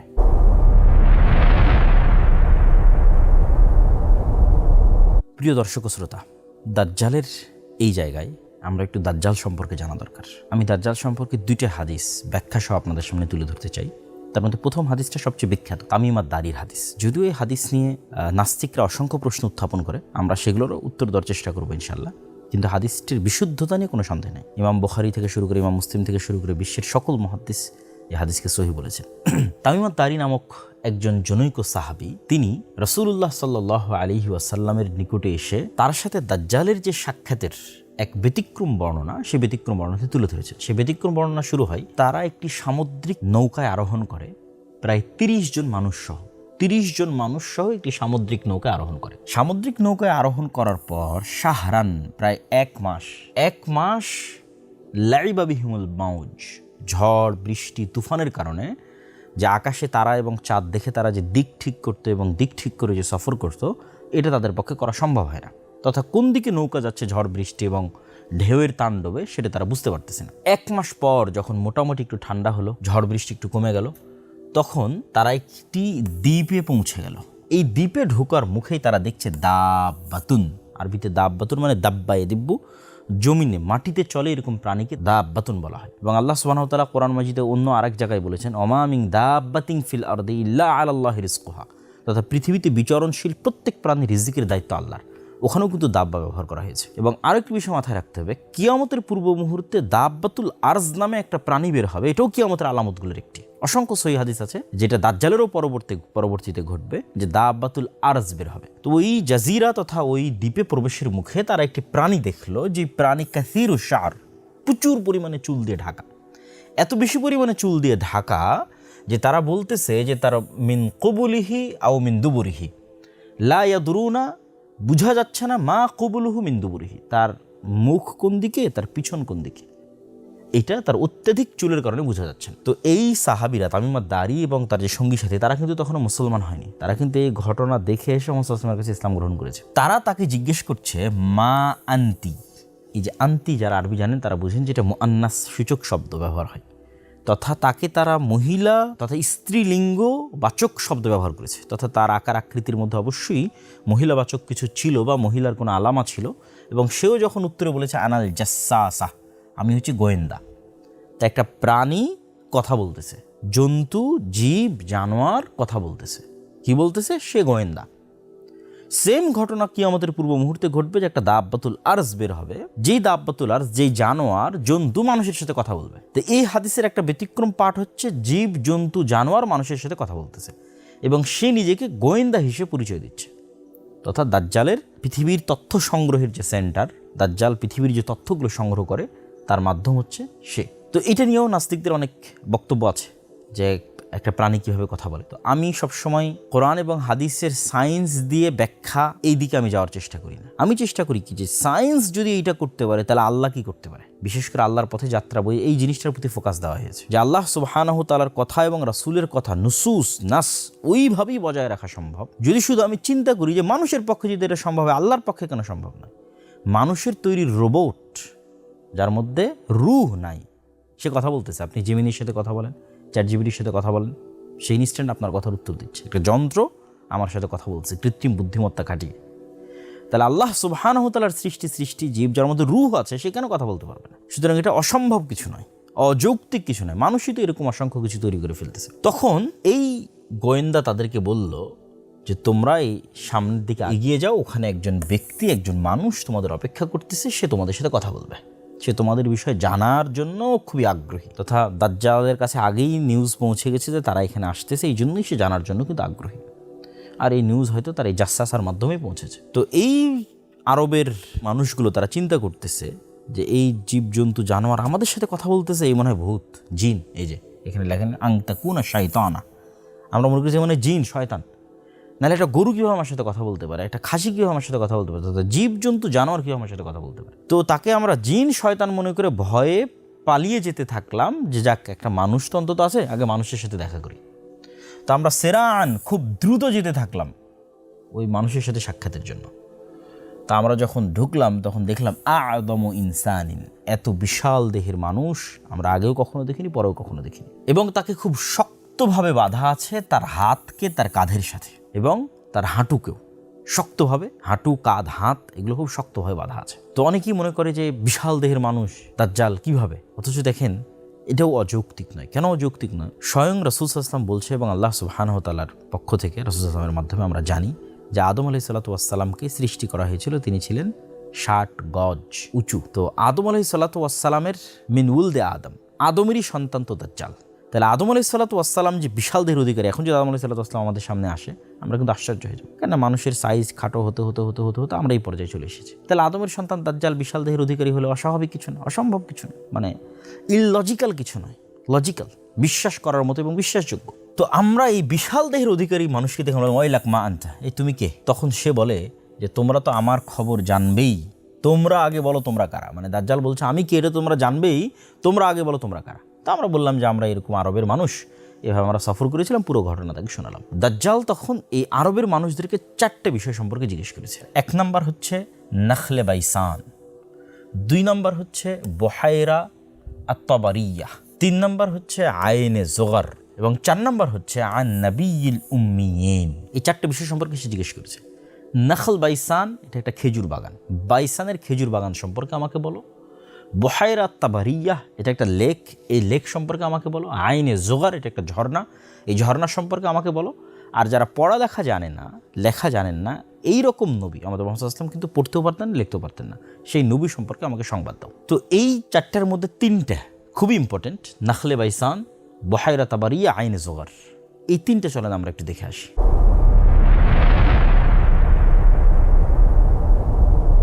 বহাইরা তাবারিয়াকে লেক অফ টাইবেরিয়া অথবা ইংরেজিতে সি অফ গ্যালিলি বলা হয়। এটা বর্তমানে ইসরায়েলের সীমানার অন্তর্ভুক্ত তথা অধিকৃত যে ফিলিস্তিন যেটা দখল করে রেখেছে ইসরায়েল তার নিজের সীমানার মধ্যে, তার মধ্যে অন্তর্ভুক্ত। এই যে আপনারা দেখতে পাচ্ছেন, এটি হচ্ছে সি অফ গ্যালিলি বা লেক অফ টাইবেরিয়া। এটি বর্তমানে ইসরায়েলের সীমানার অন্তর্ভুক্ত এবং এখান থেকে অতি নিকটে আপনারা দেখতে পাচ্ছেন বাইত শিয়ান। এই যে সি অফ গ্যালিলি, এই যে এটা পানি, এখান থেকে অতি নিকটে বাইত শিয়ান, যেটাকে আমরা বাইসান বলতেছি, নাখাল বাইসান, সেটাই হিব্রু ভাষায় বাইত শিয়ান। এটা ইসরায়েলের অন্যতম একটা শহর তথা এটাও ইসরায়েলের সীমানার অন্তর্ভুক্ত। এই লেক অফ টাইবেরিয়া বা সি অফ গ্যালিলি এটিও ইসরায়েলের সীমানার অন্তর্ভুক্ত। এবং সবচেয়ে মজার বিষয় হচ্ছে এই সি অফ গ্যালিলি বা লেক অফ টাইবেরিয়া, এটা বর্তমান বাইবেল অনুযায়ী এবং বাইবেলের যে প্রফেসি সেই অনুযায়ী খ্রিস্টানদের কাছে অতি পবিত্র একটি জায়গা। তারা বিশ্বাস করে যে ঈসা আলাইহিস সালাতু ওয়াস সালাম যত ধরনের মুজিজা দেখিয়েছেন, অন্ধকে ভালো করা, মৃত্যুকে জীবিত করা, যত রকমের মুজিজা, তার বেশিরভাগগুলোই তিনি এই সি অফ গ্যালিলির নিকটস্থ বা আশেপাশে দেখিয়েছেন বা এর উপরে দেখিয়েছেন। এই জন্য আজও ইউরোপ এবং আমেরিকা থেকে হাজার হাজার দর্শনার্থী ইসরায়েলে আসে এই সি অফ গ্যালিলি দেখার জন্য। এবার তৃতীয় আরেকটি বিষয় থাকলো আইনে জোগার। এই যে এটি ডেড সি দেখতে পাচ্ছেন, লেখা আছে ডেড সি, আর এই যে দেখেন জোগার স্প্রিং, এই যে এই জায়গাটা ডেড সির একদম নিকটস্থ। এই যে আরবিতেও লেখা আছে আইনে জোগার তথা ডেড সির নিকটস্থ। এবং এইটা এখন জর্দান সীমানার মধ্যে পড়ে তথা জর্দানের এরিয়ার মধ্যে পড়ে, যদিও এই এরিয়াটা জর্দান এবং ইসরায়েলের যে সীমানা সেই সীমানার নিকটস্থ। বাইবেলের বর্ণনা অনুযায়ী খ্রিস্টানদের নিকট অতি পবিত্র। বাইবেলের বর্ণনা অনুযায়ী তারা মনে করে যে এই ডেড সি ধ্বংস হওয়ার পর লূত আলাইহিস সালাতু ওয়াস সালামকে যেই জায়গায় আশ্রয় দেওয়া হয়েছিল সেটা আইনে জোগারের পাশে। এই জন্য এই স্প্রিং অফ জোয়ার এটা তারা এখনও দেখতে যায়, ভ্রমণে যায়। আমরা দাজ্জালের প্রশ্ন করা যে তিনটে জায়গা দেখলাম, এই তিনটি প্রশ্ন করার পরেই কিন্তু দাজ্জাল একটি করে ভবিষ্যৎবাণী করেছে। সে বলছে যে এখন কি ওই খেজুরের বাগানে খেজুর হয়? তো তোমরা জেনে রাখো, আমা ইন্নাহু ইউশেক আল্লাহ তুসমির, যে অচিরেই এই খেজুরের বাগানে, নাখলে বাইসানের এই খেজুরের বাগানে খেজুর হবে না। তারপরে যখন সে বহাইরা তাবারিয়া সম্পর্কে জিজ্ঞেস করলো, তখন সে জিজ্ঞেস করলো সেখানে কি এখন পানি আছে? তারা বললো হ্যাঁ, সেখানে এখন কাসিরাতুল মা, অনেক বেশি পানি আছে।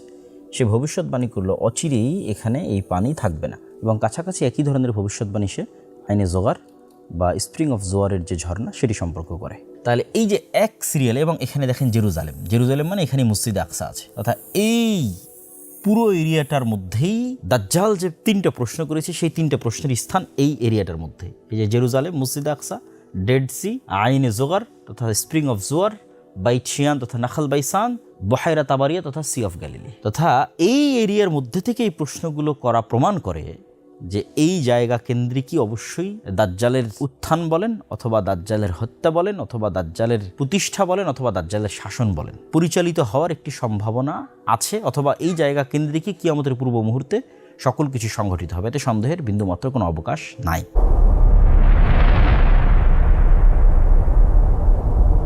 এখানে আর একটি হাদিস বলিনি, রাসূল সাল্লাল্লাহু আলাইহি ওয়াসাল্লাম বলেছেন উমরানু বাইতুল মাকদিস তথা বাইতুল মাকদিসের আবাদ হওয়া, খরাবু ইয়াসরিব মদিনার বিরান হওয়া, ওয়া খরাবু ইয়াসরিব আর মদিনার বিরান হওয়া, খুরুজুল মালহামা ভয়ঙ্কর যে যুদ্ধ সেই যুদ্ধের আবির্ভাব, কিয়ামতের পূর্ব মুহূর্তের যে যুদ্ধ, যেটা বিশেষ করে যে যুদ্ধটা আমরা দেখলাম রোমানদের সাথে আমাক এবং দাবেক নামক জায়গায়, সেই যুদ্ধ।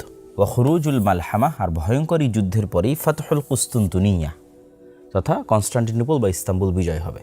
ওয়াফাতহুল কুস্তুনতুনিয়া আর কনস্টান্টিনোপল বা ইস্তাম্বুল বিজয় হওয়ার পরই খরুজুদ দাজ্জাল বের হবে। তো এই যে ঘটনার ধারাক্রম, এই হাদিসটিও সহি একটি হাদিস।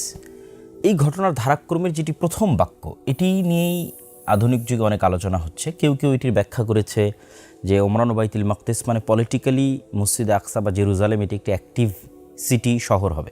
সেক্ষেত্রে আজকে যেমন আমরা দেখতেছি ইসরায়েল তার রাজধানী সেখানে নিয়ে যেতে চাচ্ছে, বা সারা বিশ্বের দৃষ্টি জেরুজালেমের প্রতি এবং ইহুদিদের সেটি একটি মূল লক্ষ্য এবং উদ্দেশ্য, খ্রিস্টানদের মূল লক্ষ্য উদ্দেশ্য।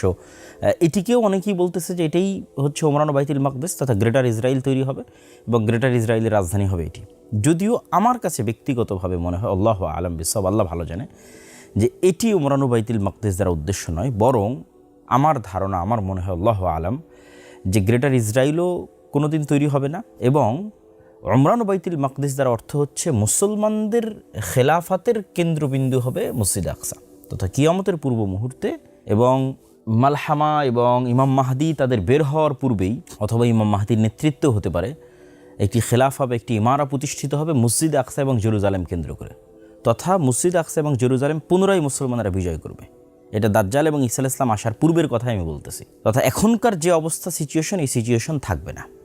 এবং তখনই মুসলমানদের যেহেতু পলিটিক্যাল সেন্টার এক সময় ছিল মদিনা, তারপরে সেই পলিটিক্যাল সেন্টার আবু বকর, ওমর, ওসমান রাদিয়াল্লাহু তাআলা পর্যন্ত পলিটিক্যাল সেন্টার ছিল মদিনা, তারপরে সে পলিটিক্যাল সেন্টার চলে গেছে কুফা, কুফা হয়ে বাগদাদ, বাগদাদ হয়ে কুফা হয়ে দেমাশক, দেমাশক হয়ে বাগদাদ, এবং বাগদাদ হয়ে ইস্তাম্বুলের রাজধানী, তুরস্কের রাজধানী ইস্তাম্বুল।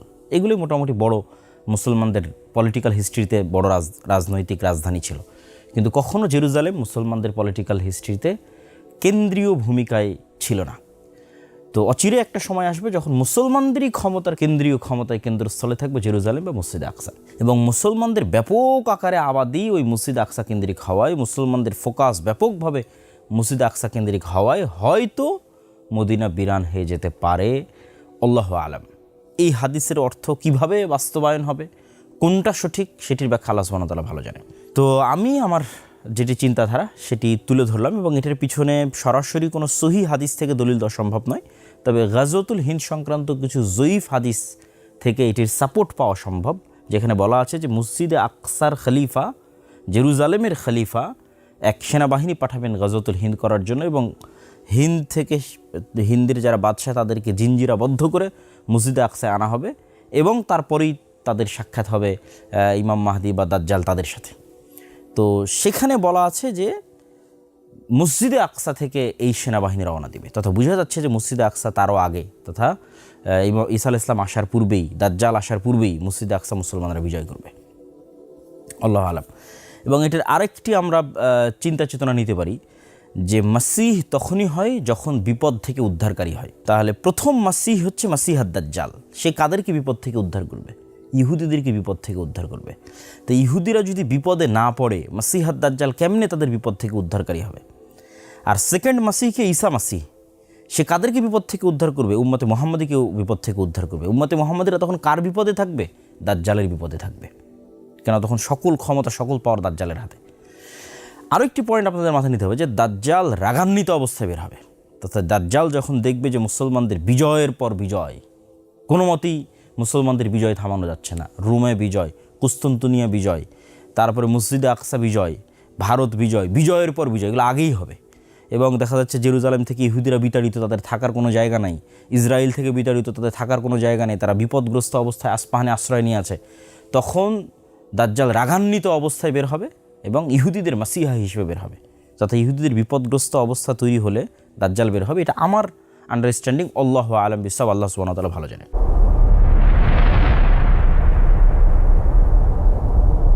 এবার দাজ্জালের কার্যক্রম এবং দাজ্জাল পৃথিবীতে কি করবে এবং দাজ্জাল কয়দিন থাকবে এবং তারপরে কি হবে, এটার একটা বিস্তারিত আমাদের দেখাই। রাসূলুল্লাহ সাল্লাল্লাহু আলাইহি ওয়াসাল্লাম দাজ্জাল সম্পর্কে আরেকটি বিস্তারিত হাদিসে, পুরো হাদিসের আমরা অনুবাদ করব না, মূল অংশগুলো আপনাদের দেখাই। আরেকটি বিস্তারিত হাদিসে রাসূলুল্লাহ সাল্লাল্লাহু আলাইহি ওয়াসাল্লাম বলছেন যে আমি জীবিত থাকা অবস্থায় যদি দাজ্জাল বের হয় তাহলে আমিই তো তোমাদের জন্য যথেষ্ট দাজ্জালের জন্য, আর যদি আমি জীবিত থাকা অবস্থায় বের না হয় তাহলে আল্লাহ সুবহানাহু ওয়া তাআলা আল্লাহু খলিফাতি আলা কুল্লি মুসলিম, প্রত্যেক মুসলমানের দায়িত্ব আল্লাহর উপর।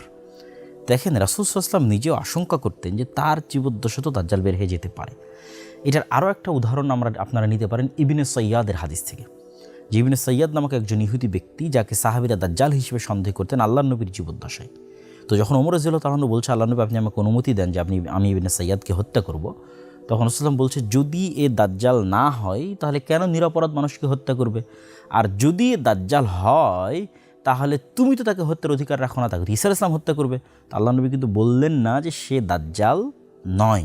এই জন্য দাজ্জালের আগমনের বিষয়ে যে আমি নিশ্চিত যে না আজকে দাজ্জাল বের হবে না, আগামীকাল দাজ্জাল বের হবে না, এরকম নিশ্চিত স্বয়ং মুহাম্মদ সাল্লাল্লাহু আলাইহি ওয়াসাল্লামও ছিলেন না।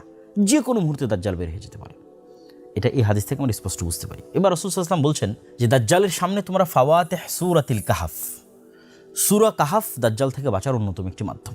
সূরা কাহাফে কিন্তু কোরআনের সবচেয়ে ব্যতিক্রম ঘটনাগুলো আছে। যেমন আসহাবে কাহফের যেটা ঘটনা, যে 309-310 বছর তারা ঘুমাচ্ছে, মানুষ তাদের দেখলে মনে করবে তারা জাগ্রত অবস্থায়, অথচ তারা ঘুমন্ত বা মৃত অবস্থায়। আবার তারা ঘুম থেকে উঠে বলছে, কই আমরা তো অল্প কিছু সময় ঘুমিয়েছিলাম। এই যে সময়ের একটা ব্যাপক হেরফের, এই সময়ের হেরফের কিন্তু দাজ্জালের সাথে সংঘটিত হবে।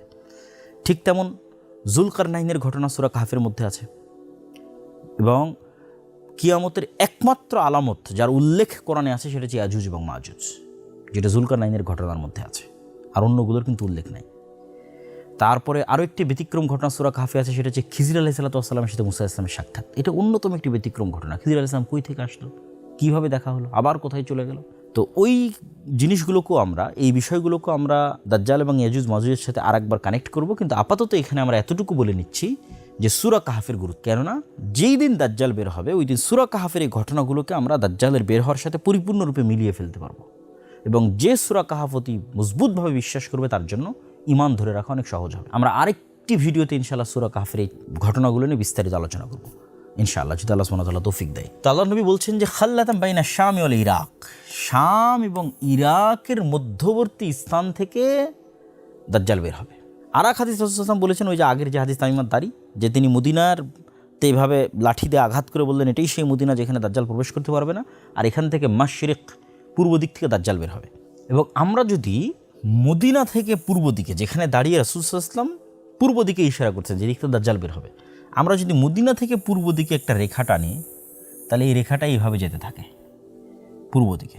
তার মধ্যে সৌদি আরবের এই অঞ্চলগুলোও পড়বে, সৌদি আরবের রিয়াদ অঞ্চলও পড়বে, তারপরে বাহরাইন, কাতার, তারপরে এই যে পারস্য উপসাগর যেখানে এখন যুদ্ধ চলতেছে, তারপরে এই বিশাল ইরান, বিশাল খোরাসান, তারপর বিশাল পাকিস্তান, যেতেই থাকবে পূর্ব দিকে। রাসূল বলছেন পূর্ব দিক থেকে দাজ্জাল বের হবে। তিনি মদিনাতে দাঁড়িয়ে বললেন পূর্ব দিক থেকে দাজ্জাল বের হবে। এবং এখানে আমরা আরেকটা রেখা টেনে আপনাদের দেখাই, এটা হচ্ছে মক্কা কাবা, এটা হচ্ছে মদিনার, এখানে আছে জেরুজালেম। এটা কিন্তু এক সিরিয়ালে কাছাকাছি। এই এরিয়াগুলোতে দাজ্জালের প্রচুর পরিমাণে চলাফেরা হবে এবং কিয়ামতের পূর্ব মুহূর্তের সকল ঘটনা এই এরিয়ায় সংঘটিত হবে। এটা আমরা শেষ মুহূর্তে গিয়ে আরও ক্লিয়ার করব। কিন্তু এই এরিয়া সম্পূর্ণরূপে ফিতনামুক্ত থাকবে, মদিনা এবং মক্কা সম্পূর্ণরূপে ফিতনামুক্ত থাকবে। তো রাসূলুল্লাহ সাল্লাল্লাহু আলাইহি ওয়াসাল্লাম বললেন যে দাজ্জাল পৃথিবীতে থাকবে 40 দিন। তার প্রথম দিন হবে 1 বছরের সময়, তার দ্বিতীয় দিন হবে 1 মাসের সময়, তার তৃতীয় দিন হবে 1 সপ্তাহের সময়, আর তার বাকি দিনগুলো হবে স্বাভাবিক দিনের সময়। এটা একটা ব্যতিক্রম, অত্যন্ত ব্যতিক্রম, যে পৃথিবীর একটা দিন পৃথিবীর 1 বছরের সমান হবে। কেমনে সম্ভব? তারপর চলুন আমরা হিসাব করে দেখি যে ইন টোটাল দাজ্জাল তাহলে কতদিন পৃথিবীতে থাকতে পারে। রাসূলুল্লাহ সাল্লাল্লাহু আলাইহি সাল্লাম বললেন দাজ্জালের 1 দিন হবে 1 বছর, তারপরের দিন হবে 1 মাস, তারপরের দিন হবে 1 সপ্তাহ। এবং যেহেতু সে 40 দিন থাকবে, তাহলে 40 দিনের মধ্যে অলরেডি আমরা 3 দিন বাদ দিয়ে দিয়েছি। তাহলে আর বাকি যে স্বাভাবিক দিন থাকবে, সেই স্বাভাবিক দিনের সংখ্যা কত হবে? সেই স্বাভাবিক দিনের সংখ্যা হবে 37 দিন। এখন যদি আমরা ইন টোটাল যোগ করি যে কত দাঁড়ায়, তাহলে আমরা এখানে যোগ করতে পারি 30 দিন, 7 দিন, 37 দিন। তার 1 মাস সমান 30 দিন, 1 সপ্তাহ সমান 7 দিন, এবং বাকি যে 37 দিন, এই 37 দিন যদি আমরা গণনায় নিয়ে আসি, তাহলে সেক্ষেত্রে হয় 74 দিন, আর এখানে থাকতেছে 1 বছর। তাহলে 1 বছর 74 দিন সমান, তথা 1 বছর 2 মাস 14 দিন। তবে এখানে আরেকটা প্রশ্ন মাথায় কাজ করতে পারে যে দিন যদি 1 মাসের 1 বছরের হয়, দিন যদি 1 মাসের হয়, দিন যদি 1 সপ্তাহের হয়, রাত কত দিনের হতে পারে? আল্লাহ সুবহানাহু ওয়া তাআলা ভালো জানেন। এই হাদিসে রাসূলুল্লাহ সাল্লাল্লাহু আলাইহি ওয়াসাল্লাম দাজ্জাল সম্পর্কে আরও গুরুত্বপূর্ণ 2টি তথ্য দিয়েছেন। একটি হচ্ছে তার শারীরিক অবকাঠামো সম্পর্কে, আরেকটি তার সফরের দ্রুততার সম্পর্কে। রাসূলুল্লাহ সাল্লাল্লাহু আলাইহি ওয়াসাল্লাম তার শারীরিক অবকাঠামো সম্পর্কে বলেন যে সে হবে কোঁকড়ানো চুল বিশিষ্ট এবং তার 1 চোখ হবে একটু উঁচু কানা। কোঁকড়ানো চুল বিশিষ্ট এবং 1 চোখ হবে উঁচু কানা। এবং তার গতি সম্পর্কে রাসূল সাল্লাল্লাহু আলাইহি ওয়াসাল্লাম বলেন যে মেঘমালাকে যখন কোনো বাতাস উড়িয়ে নিয়ে যায়, তথা ঝড়ের সময় মেঘকে আমরা যে আকাশে উঠতে দেখি, ওই মেঘের যে গতি থাকে বাতাসের উড়িয়ে নিয়ে যাওয়ার কারণে, দাজ্জালের সেই গতি হবে। এটা দাজ্জালের নিজস্ব গতিও হতে পারে, যেটা হাদিসের জাহিরি অর্থ, আমরা সবসময় বলছি যে আমরা হাদিসের প্রকাশ্য অর্থকে প্রাধান্য দেব, অথবা যন্ত্রের সাহায্যেও যদি দাজ্জাল নেয়, উড়ার জন্য, তার গতিশীলতা বাড়ানোর জন্য সেটিও হতে পারে। আল্লাহু আলাম বিসসাওয়াব। তাহলে আমরা দেখলাম দাজ্জাল পৃথিবীতে 1 বছর 2 মাস 14 দিন সে সফর করবে এবং পৃথিবীর সকল জায়গায় সফর করবে মক্কা এবং মদিনা ছাড়া। এবং তার ফিতনার ধরনটা কেমন হবে, কীরকম ভয়াবহ হবে, সেটাও রাসূল সাল্লাল্লাহু আলাইহি ওয়াসাল্লাম বলছেন। তিনি বলছেন, যখন সে কোনো শহরের পাশ দিয়ে অতিক্রম করবে তখন তাদেরকে সে তার দিকে দাওয়াত দিবে, যদিও শহরের মানুষ ইউমিনুনা বিহি, তার দাওয়াতে ঈমান আনে, এবং ওয়াস্তাজিবুনা লাহু, এবং তার দাওয়াতে সাড়া দেয়। তাহলে দাজ্জাল আসমানকে বলবে বৃষ্টি বর্ষণ করো, ফায়ামুরুস সামা ফাতুমতির, দাজ্জালের আদেশে আসমান বৃষ্টি বর্ষণ করবে। ওয়াল আরদা ফাতুমবিত, এবং জমিনকে আদেশ করবে যে তুমি ফসল উৎপাদন করো, তখন জমিন ফসল উৎপাদন করবে। আমরা যদি আজকের সময় কল্পনা করি যে পরিমাণ তেলের সংকট, ধরেন আজকে আমি বলতেছি যে তুমি আমার প্রতি ঈমান আনলে তোমাকে তেল দেওয়া হবে, ঈমান না আনলে তেল দেওয়া হবে না। তাহলে আপনি চিন্তা করেন কি হতে পারে। বাংলাদেশে যদি আগামী 1 মাস 1 ফোঁটাও তেল না আসে, তাহলে আমাদের দেশের বিদ্যুৎ থেকে শুরু করে, যানবাহন থেকে শুরু করে, মোবাইল কম্পিউটার থেকে শুরু করে সব কিছু আমরা হারিয়ে ফেলবো। এর চেয়েতেও ভয়াবহ বিষয়ের কথা বলা হচ্ছে যে আকাশ বৃষ্টি বর্ষণ করবে দাজ্জালের আদেশ। তেল তো বহু দূরের কথা, জমিন ফসল উৎপাদন করবে দাজ্জালের আদেশ, এবং যে তার প্রতি ঈমান আনবে না তার জন্য সব বন্ধ হয়ে যাবে। এই জন্য এটাকে বলা হয়েছে পৃথিবীর সবচেয়ে ভয়াবহ ফিতনা। এইরকম ভয়াবহ ফিতনা থেকে মানুষ কিভাবে বাঁচবে, এটা আমরা ভিডিওর শেষে আপনাদেরকে বলবো ইনশাল্লাহ, যে কীভাবে মানুষ এই ভয়াবহ ফিতনা থেকে বাঁচবে। এইভাবে যখন এই ফিতনা চলতে থাকবে এবং এই ফিতনায় মুমিন এবং মুসলিমের অতিষ্ঠ হয়ে যাবে, এবং শামের মানুষ তারাও দুর্ভিক্ষে নিপতিত হয়ে যাবে। শামের যে মুজাহিদরা কুস্তুনতুনিয়া বিজয় করলো, আগের হাদিসে দেখলেন, তারাও দুর্ভিক্ষের মধ্যে পড়ে যাবে। জেরুজালেমে যে সমস্ত মুসলমানেরা আছে মসজিদে আকসায়, তারাও ভয়ঙ্কর দুর্ভিক্ষের মধ্যে পড়ে যাবে। কারো কাছে কোনো খাবার থাকবে না, কেন এভরিথিংয়ের কন্ট্রোল দাজ্জালের হাতে। এইরকম ভয়াবহপূর্ণ সময়ে ঈসা আলাইহিস সালাতু ওয়াস সালাম মুসলমানদের মাসীহ হিসেবে, বিপদ থেকে উদ্ধারকারী হিসেবে, মুসলমানদেরকে বিপদ থেকে উদ্ধারকারী হিসেবে ঈসা আলাইহিস সালাম অবতীর্ণ হবেন। ফায়ানজিলু ইনদাল মানারাতিল বাইদা শারকিয়া দিমাশক, সাদা মিনারধারী মসজিদে দিমাশকের, সিরিয়ার রাজধানী দিমাশকে ঈসা ইবনে মারিয়াম নেমে আসবে 2 ফেরেশতার কাঁধে ভর দিয়ে। এবং বিভিন্ন রিওয়ায়াতে আছে এটা হবে ফজরের সালাতের সময়, এবং ইমাম মাহদির নেতৃত্বে যখন মুজাহিদগণ ফজরের সালাতের প্রস্তুতি নেবে তখন। এবার ঈসা আলাইহিস সালাতু ওয়াস সালাম সহ, ইমাম মাহদি সহ, অন্য আর মুজাহিদরা সহ দাজ্জালকে হত্যা করার জন্য রওনা দিবে।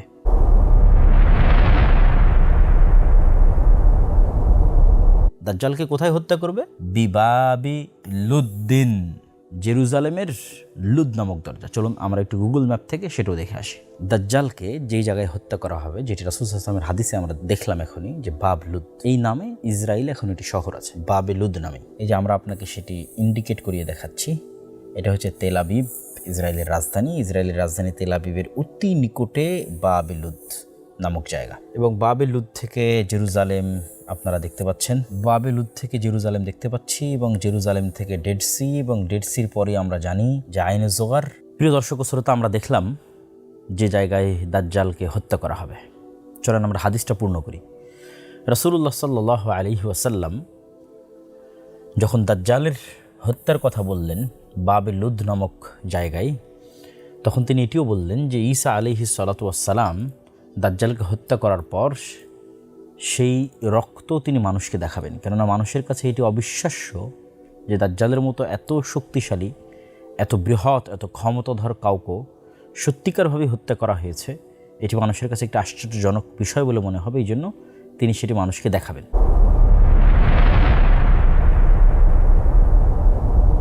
তবে এর চেয়েও আশ্চর্যের বিষয় হচ্ছে যে দাজ্জালের মতো পৃথিবীর সবচেয়ে বড় ভয়াবহ ফিতনাকে পৃথিবী থেকে ধ্বংস করে দেওয়ার পর এমন এক ফিতনার মুখোমুখি হবে ঈসা আলাইহিস সালাতু ওয়াস সালাম এবং তার সঙ্গী সাথী মুমিন মুজাহিদরা, যে ফিতনা মোকাবেলার সক্ষমতা দাজ্জালকে হত্যাকারী ঈসা আলাইহিস সালামেরও থাকবে না। একথা আমি বলিনি, রাসূল সাল্লাল্লাহু আলাইহি ওয়াসাল্লাম বলছেন। তিনি বলছেন, আল্লাহ বলেন, আল্লাহ ঈসা আলাইহিস সালামের কাছে ওহী করবেন, ইন্নী কদ আখরাজতু ইবাদান লি, আমার কিছু বান্দা, মানে আদমের সন্তান, আমার কিছু বান্দা আমি বের করে দিয়েছি, লা ইয়াদানি লি আহাদিম বিকিতালিহিম, কারো পক্ষেই সম্ভব নয় যে তাদের সাথে মোকাবেলা করবে। ঈসা তোমার পক্ষে সম্ভব নয়। যে ঈসা দাজ্জালের মতো বড় ফিতনাকে ধ্বংস করেছে তার পক্ষে সম্ভব নয় এখন আল্লাহর যে বান্দারা বের হবে তাদের সাথে মোকাবেলা করা। তারা কারা? তারাই হচ্ছে ইয়াজুজ এবং মাজুজ। যে ইয়াজুজ এবং মাজুজকে বাইবেলের ভাষায় বলা হয়েছে গগ অ্যান্ড ম্যাগগ। এটা শুধু উচ্চারণের পার্থক্য। ইয়াজুজ এবং মাজুজ। এই ইয়াজুজ এবং মাজুজ যখন বের হবে তখন আল্লাহ সুবহানাহু ওয়া তাআলা ঈসা আলাইহিস সালামকে আদেশ দিবেন যে তুমি আমার বান্দাদের নিয়ে আশ্রয় নাও তুর পাহাড়ে। ফাহারিজ ইবাদি তথা মুমিন এবং মুজাহিদ বান্দাদের নিয়ে কোথায় আশ্রয় নেবে? তুর পাহাড়ে। চলেন আমরা একটু দেখে আসি তুর পাহাড়ের লোকেশন। আপনারা যারা আমার বানু ইসরাইলের বক্তব্য শুনেছেন অথবা আমার ফিলিস্তিন বইটা পড়েছেন তারা অবশ্যই এই সিনাই মরুভূমির কথা ব্যাপকভাবে শুনেছেন। এই যে এই পাশে আমরা দেখতে পাচ্ছি মিশর, এই সমুদ্র পার হওয়া অবস্থায় ফেরাউন ডুবে গেছে, আর এখানে এসে মুসা আলাইহিস সালাতু ওয়াস সালাম আশ্রয় নিয়েছেন। এই যে তুর পাহাড়, এই তুর পাহাড়ের আশেপাশের অঞ্চলে মুসা আলাইহিস সালাম আশ্রয় নিয়েছেন। এবং এই বিশাল সিনাই মরুভূমিতে যতগুলো ঘটনা, বানু ইসরাইলের পাথর ফেটে পানি বের হওয়া, বানু ইসরাইলের আকাশ থেকে মেঘ দিয়ে আশ্রয় দেওয়া, জান্নাত থেকে মান্না এবং সালওয়া পাঠানো, এবং তুর পাহাড়ে মুসা আলাইহিস সালাতু ওয়াস সালামের ইবাদত, আরবাঈনা লাইলা ওয়াইদ আদনা মুসা আরবাঈনা লাইলা, 40 রাত ইবাদত। তুর পাহাড় থেকে নেমে এসে দেখলেন যে বানু ইসরাইল শিরকে লিপ্ত হয়ে গেছে। তারপরে এই যে জেরুজালেম, এটা বিজয়ের জন্য আল্লাহর আদেশ, যে তাদেরকে আল্লাহ আদেশ দিলেন তোমরা যাও যুদ্ধ করো। তারা বলল যে না, এখানে আমালেকা গোত্র আছে, বিশাল দেহের শক্তিশালী, আমরা যুদ্ধ করতে যাব না। তখন আল্লাহ তাদের আযাব দিলেন যে 40 বছর তোমরা এই মরুভূমিতে ঘুরপাক খাও। ইতিহুনা ফিল আরদি 40 সানা, এই মরুভূমিতে। তো এই সিনাই মরুভূমিরই একটা বড় অংশ হচ্ছে তুর পাহাড়, যেটা মুসা আলাইহিস সালাতু ওয়াস সালামের স্মৃতির সাথেও সম্পৃক্ত। এই তুর পাহাড়, এই সিনাই মরুভূমি। আর আমরা দেখলাম যে এখনই ঈসা আলাইহিস সালাতু ওয়াস সালাম দাজ্জালকে কোথায় হত্যা করলেন? বাবে লুদ নামক এরিয়ায়। আমি ম্যাপটা এখানে একটু ঘুরিয়ে ধরেছি যাতে একসাথে আপনাদের দাজ্জালের হত্যার জায়গা এবং যেখানে ইয়াজুজ মাজুজ বের হলে আশ্রয় নিতে বলছে আল্লাহ, সেই জায়গাটা আপনাদের দেখাতে পারি। এই যে তুর পাহাড় দেখতে পাচ্ছেন, এতে পাশে আছে মিশর, এই যে কায়রো, এতে এটা হচ্ছে জেরুজালেম বা ফিলিস্তিন বা শাম, আরজু শাম, এটা সিনাই মরুভূমি। আর এই যে তেল আবিবের নিকটস্থ জায়গা বাবে লুদ। এখানে দাজ্জালকে হত্যা করার পর আল্লাহ আদেশ দিবেন তুমি মুমিনদের নিয়ে আশ্রয় নাও এই যে তুর পাহাড়ে, এই তুর পাহাড়ে আশ্রয় নাও। আর আমার এক সৃষ্টি বের হবে, যে সৃষ্টির সাথে কেউই পারবে না। তো আমরা দেখছিলাম ইয়াজুজ এবং মাজুজ বের হবে এবং ঈসা আলাইহিস সালাতু ওয়াস সালাম মুমিনদের নিয়ে তুর পাহাড়ে আশ্রয় নেবে। ইয়াজুজ এবং মাজুজের প্রথম দল বুহাইরা তাবারিয়া, ওই সেম সি অফ গ্যালিলি আপনাদের দেখিয়েছি, ওটা অতিক্রম করার সময় সেটা সম্পূর্ণ পানি তারা পান করে নেবে। এই হাদিস থেকে একটা বিষয় আমাদের প্রশ্নবোধক চিহ্ন তৈরি হয়, যে দাজ্জাল যখন জিজ্ঞেস করলো যে এই বুহাইরা তাবারিয়ায় অচিরে একদিন পানি থাকবে না, তো অনেকেই মনে করে যে বুহাইরা তাবারিয়ার পানি দাজ্জাল বের হওয়ার আগেই শেষ হয়ে যাবে। তো দাজ্জাল বের হওয়ার আগে যদি সি অফ গ্যালিলি বা বুহাইরা তাবারিয়ার পানি শেষ হয়ে যায়, তাহলে ইয়াজুজ মাজুজ কীভাবে বুহাইরা তাবারিয়ার পানি পান করে? এটা একটা প্রশ্নবোধক। সুতরাং ওই হাদিসের অর্থ এরকম মনে করা, একদম ফাইনাল করে ফেলা যে দাজ্জাল বের হওয়ার আগেই নাখাল বাইসানের সকল খেজুর শেষ হয়ে যাবে, দাজ্জাল বের হওয়ার আগেই বুহাইরা তাবারিয়ার পানি শেষ হয়ে যাবে, একদম নির্ধারিত করে ফেলা, এইটার আসলে কোনো দলিল কোরআন এবং হাদিসে পাওয়া যায় না। বরং একদিন থাকবে না, এটার দ্বারা উদ্দেশ্য এটাও হতে পারে যে ইয়াজুজ মাজুজ একদিন এই সমুদ্রের পানি খেয়ে ফেলবে, এটাই উদ্দেশ্য হতে পারে, যেটা এই হাদিস থেকে বোঝা যাচ্ছে। আল্লাহু আ'লাম বিসওয়াব, সঠিক জ্ঞান আল্লাহ সুবহানাহু ওয়া তাআলার কাছে আছে। তো যখন এই ইয়াজুজ মাজুজের এই ভয়ঙ্কর ফিতনা পৃথিবীতে ছড়িয়ে পড়বে, তখন ঈসা আলাইহিস সালাতু ওয়াস সালাম মুমিনদের নিয়ে যে তুর পাহাড়ে আশ্রয় নিলেন, সেখানে তো কোনো খাবার নাই, পানি নাই, সারা পৃথিবী ইয়াজুজ মাজুজে পরিপূর্ণ, এবং তাদের সংখ্যা এত পরিমাণে বেশি হবে যে এই ভয়ঙ্কর ভয়াবহ ফিতনা অবস্থায় যখন কোনো খাবার পানি কিচ্ছু থাকবে না, ভয়ঙ্কর ভয়াবহ দুর্ভিক্ষ দেখা দিবে, তখন যে নবী নিজে হাতে দাজ্জালের মতো পৃথিবীর সবচেয়ে বড় ফিতনাকে ধ্বংস করলেন, সেই নবী এবং তার সঙ্গী সাথী সকলেই আল্লাহ সুবহানাহু ওয়া তাআলার দিকে একনিষ্ঠ মনে ফিরে যাবেন এবং আল্লাহ সুবহানাহু ওয়া তাআলার নিকটে দোয়া করবেন এবং আল্লাহর কাছে কান্নাকাটি করবেন যেন এই মহাবিপদ থেকে, ফিতনা থেকে তাদের মুক্তি দেওয়া হয়। তাদের দোয়া শ্রবণ করার মাধ্যমে আল্লাহ সুবহানাহু ওয়া তাআলা এক প্রকার পোকামাকড় তাদের কাঁধে দিয়ে দিবেন এবং সেখান থেকে এমন এক অসুস্থতা হবে যে তারা মৃত্যুবরণ করবে এবং সবাই মৃত্যুবরণ করবে, একসাথে একবারে মৃত্যুবরণ করবে। কামাউতি নাফসিন ওয়াহিদাতিন, যেন একটা নাফসের মৃত্যু যেমন হয়, এরকম লক্ষ লক্ষ কোটি কোটি ইয়াজুজ মাজুজ একবারে শেষ হয়ে যাবে। তখন নবিউল্লাহ ঈসা, আল্লাহর নবী ঈসা পৃথিবীতে নেমে আসবেন, তুর পাহাড় থেকে দুনিয়াতে নেমে আসবেন, কিন্তু পৃথিবীতে এক বিঘত জায়গাও খালি পাবেন না যেটা বসবাসের মতো। কেন? ওই ইয়াজুজ মাজুজের মৃত লাশের গন্ধে। কেন? তাদের সংখ্যা এত বেশি। ইয়াজুজ মাজুজের সংখ্যাধিক্য বুঝতে গিয়ে একটা হাদিস আমরা সামনে রাখতে পারি, যে হাদিসে রাসূলুল্লাহ সাল্লাল্লাহু আলাইহি ওয়াসাল্লাম বলছেন যে আদম সন্তানের প্রতি 1000-এ 999 জন জাহান্নামী বা জাহান্নামে যাবে। তখন সাহাবীরা অতি চিন্তিত হয়ে যায়। এখানে রাসূল সাল্লাল্লাহু আলাইহি ওয়াসাল্লাম বলছেন মিন কুল্লি আলফিন 999, প্রত্যেক 1000 থেকে 999 জন। তখন সাহাবীরা চিন্তিত হয়ে জিজ্ঞেস করলেন, আল্লাহ নবী, তাহলে আমাদের কী অবস্থা হবে? তখন রাসূল সাল্লাল্লাহু আলাইহি ওয়াসাল্লাম বললেন যে তোমাদের চিন্তার কোনো কারণ নেই, কেননা এই 999 জনের একজন হবে তোমাদের মধ্যে থেকে এবং বাকিরা হবে ইয়াজুজ এবং মাজুজ থেকে, তথা তাদের জাহান্নামে যত মানুষ জাহান্নামে যাবে তার একটা বড় অংশ হবে ইয়াজুজ এবং মাজুজ। একদম আদম থেকে নিয়ে কিয়ামত পর্যন্ত যত মানুষ জাহান্নামে যাবে তার একটা বড় অংশ হবে ইয়াজুজ মাজুজ। তাহলে ইয়াজুজ মাজুজের সংখ্যা কত হতে পারে? আল্লাহু আকবার। তো মৃত লাশের গন্ধে এক বিঘত জায়গাও খালি থাকবে না। তখন তারা পুনরায় দ্বিতীয়বারের ন্যায় আল্লাহ সুবহানাহু ওয়া তাআলার নিকট একনিষ্ঠ মনে দোয়া করবেন, কান্নাকাটি করবেন। তখন এবার দ্বিতীয়বার তাদের দোয়া কবুল করে আল্লাহ সুবহানাহু ওয়া তাআলা এক প্রকার পাখি পাঠাবেন, যে পাখির কথা রাসূলুল্লাহ সাল্লাল্লাহু আলাইহি ওয়াসাল্লাম বলছেন কাআনাকিল বুখতি। বুখত গোত্রের উটগুলো যেমন তাদের কুঁচগুলো যেমন খুবই উঁচু, ওইরকম খুবই উঁচু কুঁচ বিশিষ্ট এক প্রকার পাখি আল্লাহ সুবহানাহু ওয়া তাআলা পাঠাবেন। এই পাখিগুলো এই ইয়াজুজ মাজুজের লাশগুলোকে বহন করবে এবং আল্লাহ যেখানে চাইবেন সেখানে ফেলে দেবে।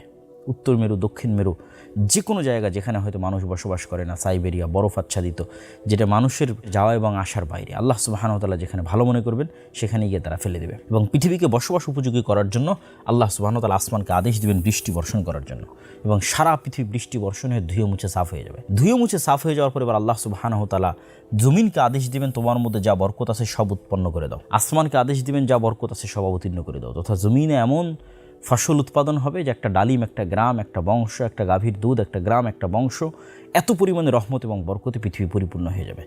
এবং রাসূলুল্লাহ সাল্লাল্লাহু আলাইহি ওয়াসাল্লামের ভাষা অনুযায়ী বিভিন্ন রিওয়ায়েতে, কোনো রিওয়ায়েতে 7 বছর, কোনো রিওয়ায়েতে 10 বছর এই সময়টি চলমান থাকবে। এই সময়ের পরে আল্লাহ সুবহানাহু ওয়া তাআলা একটি ঠান্ডা বাতাস পাঠাবেন, শীতল হাওয়া। এই সময়টা হবে পৃথিবীর শান্তি নিরাপত্তায় পরিপূর্ণ। কোনো মারামারি, কোনো গণ্ডগোল, কোনো যুদ্ধাস্ত্র, কোনো তরবারি, কোনো তীর ধনুক কিচ্ছু প্রয়োজন হবে না মানুষের, শুধু আরাম এবং শান্তির হবে এই সময়টা, ন্যায় এবং ইনসাফের। তারপর একটি শীতল বাতাসে আল্লাহ সুবহানাহু ওয়া তাআলা সকল মুমিনকে রিহান তাইয়্যিবা, এক শীতল বাতাস আল্লাহ পাঠাবেন। এই শীতল বাতাসে রূহা কুল্লি মুমিনিন ওয়া কুল্লি মুসলিমিন, সকল মুমিন, সকল মুসলিম মারা যাবে। শুধু কারা বাকি থাকবে? শিরারুন নাস, ফাসিক এবং ফাজের মানুষেরা বাকি থাকবে। এই ফাসিক এবং ফাজের মানুষদের উপরই একটা সময় গিয়ে কিয়ামত কায়েম হবে। কতদিন পরে ওটাও আল্লাহ সুবহানাহু ওয়া তাআলা ভালো জানেন, ওটাও আমরা জানি না। কিন্তু ওই সময়গুলো সেই সময় যখন কোরআন থাকবে না, কালিমা লা ইলাহা ইল্লাল্লাহ থাকবে না, আল্লাহর নাম উচ্চারণ করার মতো কেউ থাকবে না, মক্কায় হজ হবে না, কাবা ঘর ধ্বংস হয়ে যাবে। ওই সময়গুলো হচ্ছে সেই সময় যখন মানুষ কুকুর শ্রীগালের ন্যায় খোলা মাঠে যৌন মিলনে লিপ্ত হবে, কোনো লজ্জাবোধ কাজ করবে না। এই যে ভয়ঙ্কর ভয়াবহ যে সময়গুলো, এই সময়গুলো ঈসা আলাইহিস সালামের আগমনের পূর্বের সময় নয়। ঈসা আলাইহিস সালামের আগমনের পূর্ব পর্যন্ত, দাজ্জালের আগমনের পূর্ব পর্যন্ত কোরআন থাকবে, হাদিস থাকবে, দ্বীনের জ্ঞান থাকবে, মসজিদ থাকবে, মাদ্রাসা থাকবে, হজ থাকবে, ওমরা থাকবে, লা ইলাহা ইল্লাল্লাহ থাকবে, সব থাকবে, জিহাদ থাকবে, মুজাহিদ থাকবে, সবই থাকবে। আর এই যেগুলো একদম না থাকা, পরিপূর্ণ খারাপে পরিপূর্ণ হয়ে যাবে পৃথিবী, এটা হবে ঈসা আলাইহিস সালাতু ওয়াস সালামের মৃত্যুর পরে। আর ঈসা আলাইহিস সালাতু ওয়াস সালামকে কবর দেওয়া হবে মুহাম্মদ সাল্লাল্লাহু আলাইহি ওয়াসাল্লামের পাশে। আমরা যদি রাসূলুল্লাহ সাল্লাল্লাহু আলাইহি ওয়াসাল্লামের কবর দেখি মসজিদে নববীতে, তাহলে আমাদের কাছে একটি বিষয় স্পষ্ট হবে যে এখানে রাসূলুল্লাহ সাল্লাল্লাহু আলাইহি ওয়াসাল্লামের কবর। আমরা কল্পনা করি যে এখানে রাসূল সাল্লাল্লাহু আলাইহি ওয়াসাল্লামের কবর আছে। রাসূল সাল্লাল্লাহু আলাইহি ওয়াসাল্লাম থেকে আরেকটু রাসূলের কাঁধ বরাবর জায়গা থেকে আবু বকর রাদিয়াল্লাহু আনহুর কবর, তার থেকে আরেকটু পিছনে তার কাঁধ বরাবর ওমর রাদিয়াল্লাহু আনহুর কবর, এইভাবে। আর রাসূল সাল্লাল্লাহু আলাইহি ওয়াসাল্লামের এই পাশের জায়গা খালি আছে, এই পাশে কারো কবর নাই, এই পাশে আবু বকর এবং ওমরের কবর। এই যে পাশে রাসূল সাল্লাল্লাহু আলাইহি ওয়াসাল্লামের খালি জায়গা আছে, ঈসা আলাইহিস সালাতু ওয়াস সালামকে দাফন করা হবে এবং কবর দেওয়া হবে তার মৃত্যুর পর। প্রিয় দর্শক ও শ্রোতা, আমরা মোটামুটি দীর্ঘ সময় যাবৎ কিয়ামতের পূর্ব মুহূর্তে সংঘটিত বিষয়গুলোর উপর সবচেয়ে বিশুদ্ধ যে হাদিসগুলো, বিশেষ করে বুখারী মুসলিমে এসেছে, দাজ্জাল সংক্রান্ত, ইয়াজুজ মাজুজ সংক্রান্ত, সেগুলোর মোটামুটি একটা সারমর্ম আলোচনা আমরা ইতিমধ্যেই করে ফেলেছি। আরও কয়েকটি বিষয়ে আমাদের মধ্যে ব্যাপকভাবে আলোচিত হয়, সেগুলোর প্রতিও ইঙ্গিত না করলেই নয়। তার মধ্যে একটি হচ্ছে যে ইমাম মাহদী।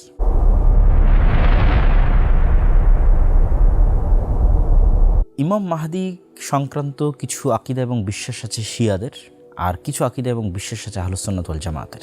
শিয়াদের বিশ্বাস হচ্ছে তাদের ইসনা আশার 12 ইমাম, পবিত্র ইমাম, তাদের মধ্যে 12তম ইমাম তিনি নিজেকে অদৃশ্য করে নিয়েছেন, কোনো পাহাড়, কোনো গার, কোনো এরকম কোথাও তিনি অদৃশ্য অবস্থায় আছেন। এই জন্য তারা বলে আল মাহদি আল মুনতাজার, তথা তিনি পৃথিবীতেই আছেন, তার অপেক্ষা তারা করতেছে এবং সেই মাহদির জন্য তারা কামনা করে বা সেই মাহদিকে তারা চায় যে সে দ্রুত ফিরে আসুক। আহলুস সুন্নাত ওয়াল জামাতের ক্ষেত্রে ইমাম মাহদির বিষয়ে এরকমের কোনো আকীদা বা বিশ্বাস নাই, বা এই বিষয়গুলো সম্পূর্ণরূপে একটি ভ্রান্ত আকীদা এবং বিশ্বাসের অংশ।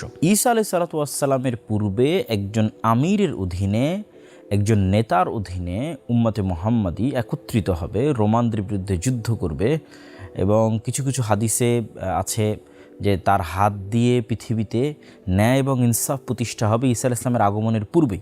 বিশেষ করে শেখ আব্দুল মুহসিন আল আব্বাদ এই বিষয়ে একটি বই লিখেছেন। আমরা সেই বই থেকেও এই বিষয়ে একটি হাদিস দেখে আসতে পারি।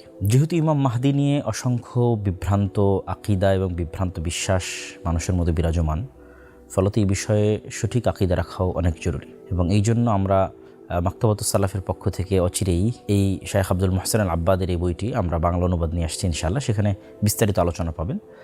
আমি সেখান থেকে শুধু একটি হাদিস আপনাদের সামনে তুলে ধরতে চাই। আবু দাউদে বর্ণিত হাদিস, যে রাসূলুল্লাহ সাল্লাল্লাহু আলাইহি ওয়াসাল্লাম বলেন, আব্দুল্লাহ বিন মাসউদ রাদিয়াল্লাহু তাআলা থেকে বর্ণিত, যে যদি পৃথিবী ধ্বংস হতে একদিনও বাকি থাকে, তবুও আমার আহলে বাইত তথা রাসূল সাল্লাল্লাহু আলাইহি ওয়াসাল্লামের বংশ, রাসূল সাল্লাল্লাহু আলাইহি ওয়াসাল্লামের আহলে বাইত মানে শুধু ফাতেমা রাদিয়াল্লাহু তাআলা আনহা নন, বা আহলে বাইত মানে শুধু হাসান এবং হোসাইন নয়। আহলে বাইত মানে আমরা এর আগে অন্য আরেক বক্তব্যে বিস্তারিত আলোচনা করেছি, আহলে বাইতের মধ্যে রাসূল সাল্লাল্লাহু আলাইহি ওয়াসাল্লামের চাচারাও আছেন, তথা আলী ইবনে আবি তালেবের অন্য আর যারা ভাই আছে।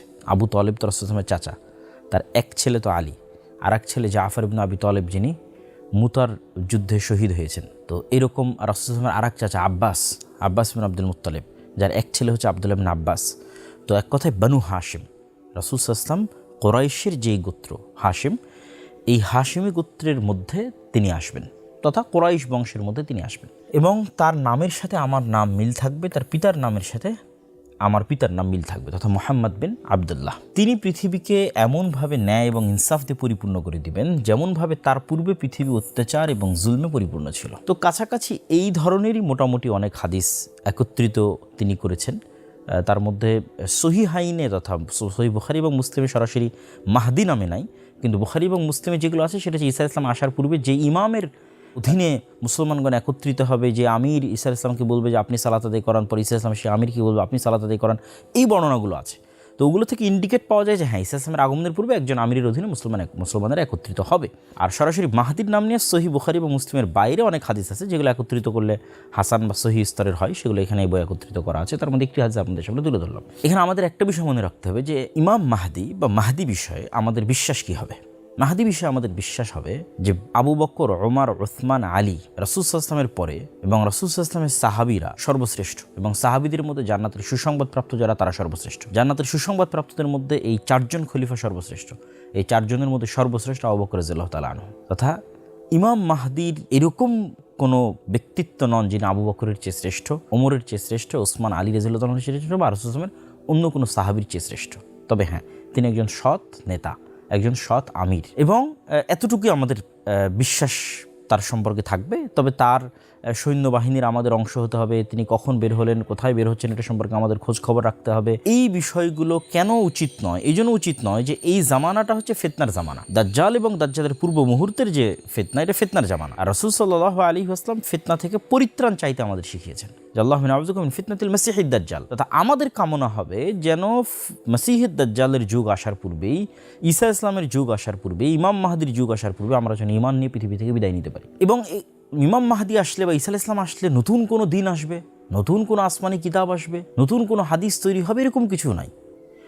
বরং যেই কোরআন, যেই হাদিস এখন আমাদের কাছে আছে, যেই কোরআন এবং হাদিস মানার জন্য দাজ্জাল তামিম আদ-দারির ওই হাদিসে তাদেরকে বলেছিল যে তোমাদের উচিত হবে মুহাম্মদ সাল্লাল্লাহু আলাইহি ওয়াসাল্লামের কথা মেনে নেওয়া, ওই মুহাম্মদ সাল্লাল্লাহু আলাইহি ওয়াসাল্লামের আনিত কোরআন এবং হাদিসের উপরই ইমাম মাহদি এবং ঈসা আলাইহিস সালাম আমল করবেন। তাহলে আমাদের কাজ কি?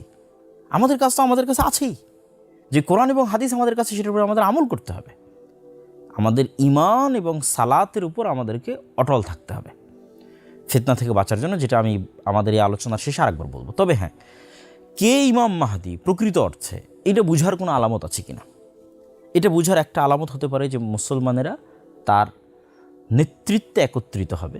তিনি নেতা হতে চাইবেন না, মক্কায় মানুষেরা জোরপূর্বক তাকে নেতা করবে, তিনি নিজে নেতৃত্বে দাবি করবেন না, তিনি নিজে দাবি করবেন না যে আমি ইমাম মাহদি আসো আমার কাছে বায়াত গ্রহণ করে, এরকম কোনো দাবি তিনি করবেন না। মানুষেরাই জোর করে তাকে নেতা বানাবে। এবং আরও একটি বড় আলামত যেটা অন্য একটি হাদিসে পাওয়া যায়, সেটি হচ্ছে রাসূলুল্লাহ সাল্লাল্লাহু আলাইহি সাল্লাম বলেছেন যে পৃথিবীর পূর্বে একটা বিশাল ভূমিধস হবে, পশ্চিমে একটা ভূমিধস হবে, আর আরব ভূখণ্ডে একটা ভূমিধস হবে।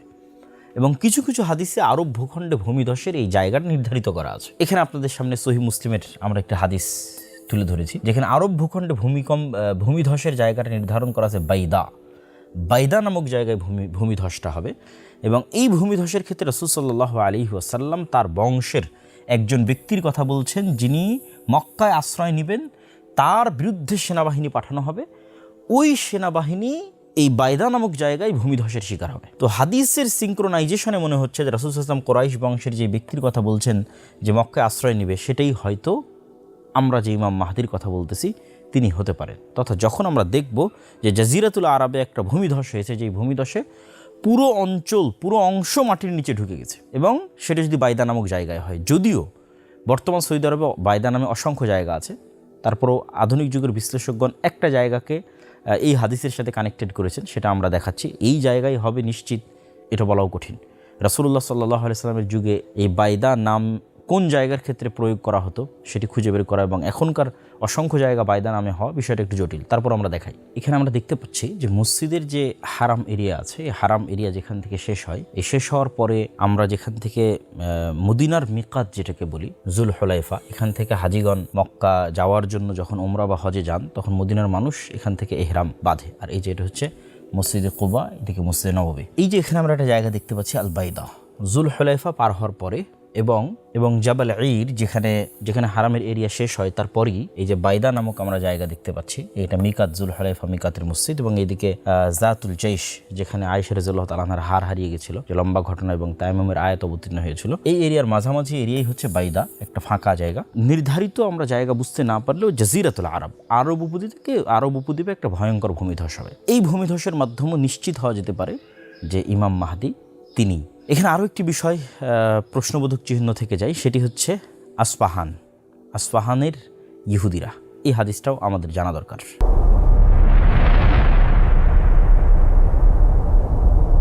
রাসূলুল্লাহ সাল্লাল্লাহু আলাইহি ওয়াসাল্লামের আরেকটি আশ্চর্যজনক হাদিস, সেই হাদিসটি হচ্ছে দাজ্জাল যখন বের হবে, ইয়াতবাউদ দাজ্জাল মিন ইয়াহুদি আসবাহান ৭০ আলফান। দাজ্জালের অনুসারী কারা হবে, দাজ্জালের সাথে কারা থাকবে, কারা দাজ্জালের আনুগত্য করবে, অনুসরণ করবে এবং দাজ্জালের হয়ে লড়াই করবে। তো রাসূল সাল্লাল্লাহু আলাইহি ওয়াসাল্লাম বলছেন যে ইস্পাহানের ৭০,০০০ ইহুদি দাজ্জালের অনুসারী হবে। তো চলেন আমরা দেখে আসি ইস্পাহান শহরটি কোথায়। বর্তমান যে ইরান, এই ইরান অঞ্চল এবং ইরানের আশেপাশের অঞ্চলগুলো বা মধ্য এশিয়ার অঞ্চলগুলো ইসলামে বিভিন্ন দিক থেকে খুবই গুরুত্বপূর্ণ। তার মধ্যে একটা হাদিস আপনাদের জানা আছে, রাসূল সাল্লাল্লাহু আলাইহি ওয়াসাল্লাম বলেছেন যে দিন যদি সুরাইয়া তারকার ওখানেও থাকে, তবুও খোরাসান অঞ্চল, মাওয়ারা ইন নাহার, এই অঞ্চলের মানুষেরা সেখান থেকে দিন নিয়ে আসবে। এবং আমরা যদি দেখি যে হাদিস শাস্ত্রের যে ইতিহাস, এই ইতিহাসে সবচেয়ে অবদান কাদের বেশি, তাহলে আমরা দেখব এই অঞ্চলগুলো একসময় ইলমের মার্কাজ ছিল। এই যে নিশাপুর, এই নিশাপুর ইলমের অনেক বড় মার্কাজ, এটা আজকের ইরানের অন্তর্ভুক্ত। এই যে তেহরান, এই তেহরানের নিকটবর্তী অঞ্চল হচ্ছে এবং আবু হাতেম আর রাজি, আবু যুরআ আর রাজি, তাদের যে দার্সের জায়গা রায়, সেই অঞ্চল।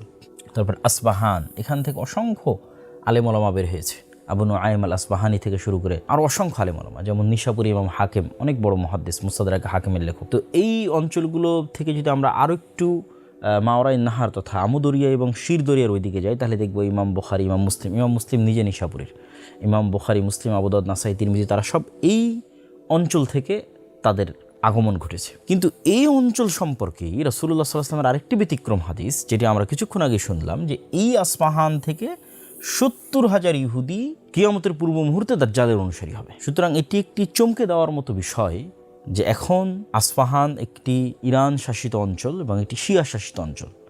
হয়তো অদূর ভবিষ্যতে, আল্লাহ আলাম, আল্লাহ ভালো জানে, ৭০,০০০ মানে তো অনেক মানুষ, তথা অদূর ভবিষ্যতে এরকমও হতে পারে যে আজকের যে ইসরায়েল বা আজকের যে জেরুজালেম, সেখান থেকে ইহুদিরা সব বিতাড়িত হয়ে আসফাহানে গিয়ে আশ্রয় নিল, এবং যখন দাজ্জাল বের হচ্ছে তখন আসফাহানের সকল ইহুদি দাজ্জালের অনুসারী হচ্ছে।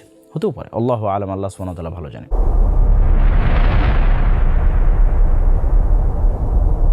কিয়ামতের পূর্ব মুহূর্তের আরেকটি গুরুত্বপূর্ণ হাদিস, যেটি আলোচনা না করলে আমাদের আলোচনাটি পূর্ণতা পাবে না, সে হাদিসটি হচ্ছে রাসূলুল্লাহ সাল্লাল্লাহু আলাইহি ওয়াসাল্লাম বলেন, লা তাকুমুস সাআহ হাত্তা ইউকাতিলাল মুসলিমুন, ততদিন পর্যন্ত কিয়ামত হবে না যতদিন মুসলমানেরা ইহুদিদের সাথে যুদ্ধ না করছে। ফায়াকতুলুহুমুল মুসলিমুন, এবং মুসলমানেরা ইহুদিদের হত্যা করবে।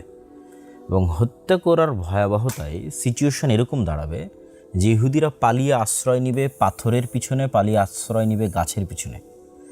তখন ইহুদিদের বিরুদ্ধে গিয়ে প্রকৃতি কথা বলে উঠবে, আল্লাহর সৃষ্টি গাছ এবং পাথর কথা বলে উঠবে। কি বলবে? ইয়া আবদাল্লাহ, হে আল্লাহর বান্দা, হাদা ইহুদি খালফি, এই যে ইহুদি আমার পিছনে লুকিয়ে আছে, ফাতাআল ফাকতুলহু, আসো একে হত্যা করো। ইল্লাল গারকাদ, তবে গারকাদ নামক গাছ ব্যতীত, ফাইন্নাহু মিন শাজারিল ইহুদ, কেননা এটি ইহুদিদের গাছ।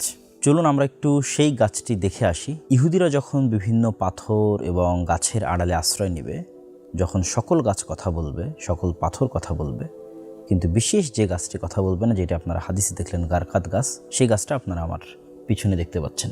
এই ধরনের ঝোপড়ির মতো গাছটি হচ্ছে গারকাদ গাছ। প্রিয় উপস্থিতি, এই ঘটনাটি কখন ঘটবে?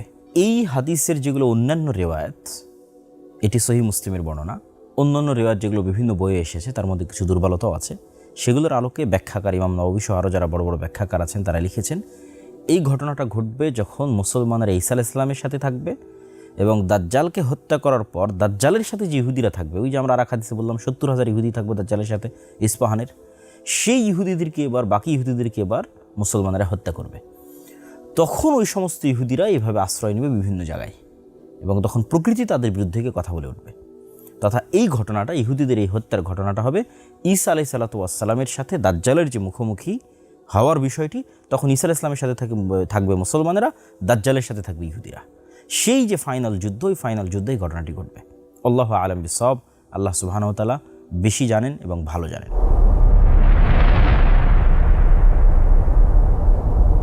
প্রিয় উপস্থিতি, এই যে আমরা দাজ্জালের বিশাল হাদিস পড়লাম, ইয়াজুজ এবং মাজুজের ভয়ঙ্কর ঘটনা শুনলাম, একদল নাস্তিককে দেখবেন যখন আমরা এগুলো বলি তখন তারা প্রশ্ন উঠায় যেগুলো কাল্পনিক, ঔপন্যাসিক গল্পের মতো, এবং এগুলো জীবনে কোনোদিন বাস্তবে হবে না। এবং তাদের এই অবিশ্বাসের সবচেয়ে বড় কারণ হচ্ছে আজকের যে উন্নত প্রযুক্তি, আজকের যে স্যাটেলাইটের অধীনে বিশ্ব, ক্যামেরা, তারা মনে করে সারা পৃথিবীর সব কিছু যেহেতু আমাদের কন্ট্রোলে, তো কোথাও তো আমরা দাজ্জালকে দেখতে পাচ্ছি না, কোথাও তো আমরা ইয়াজুজ এবং মাজুজকে দেখতে পাচ্ছি না, সুতরাং এগুলো সব মিথ্যা হাদিস, মিথ্যা তথ্য এবং মিথ্যা কথা, যার প্রতি মুসলমানেরা পাগলের মতো বিশ্বাস স্থাপন করছে।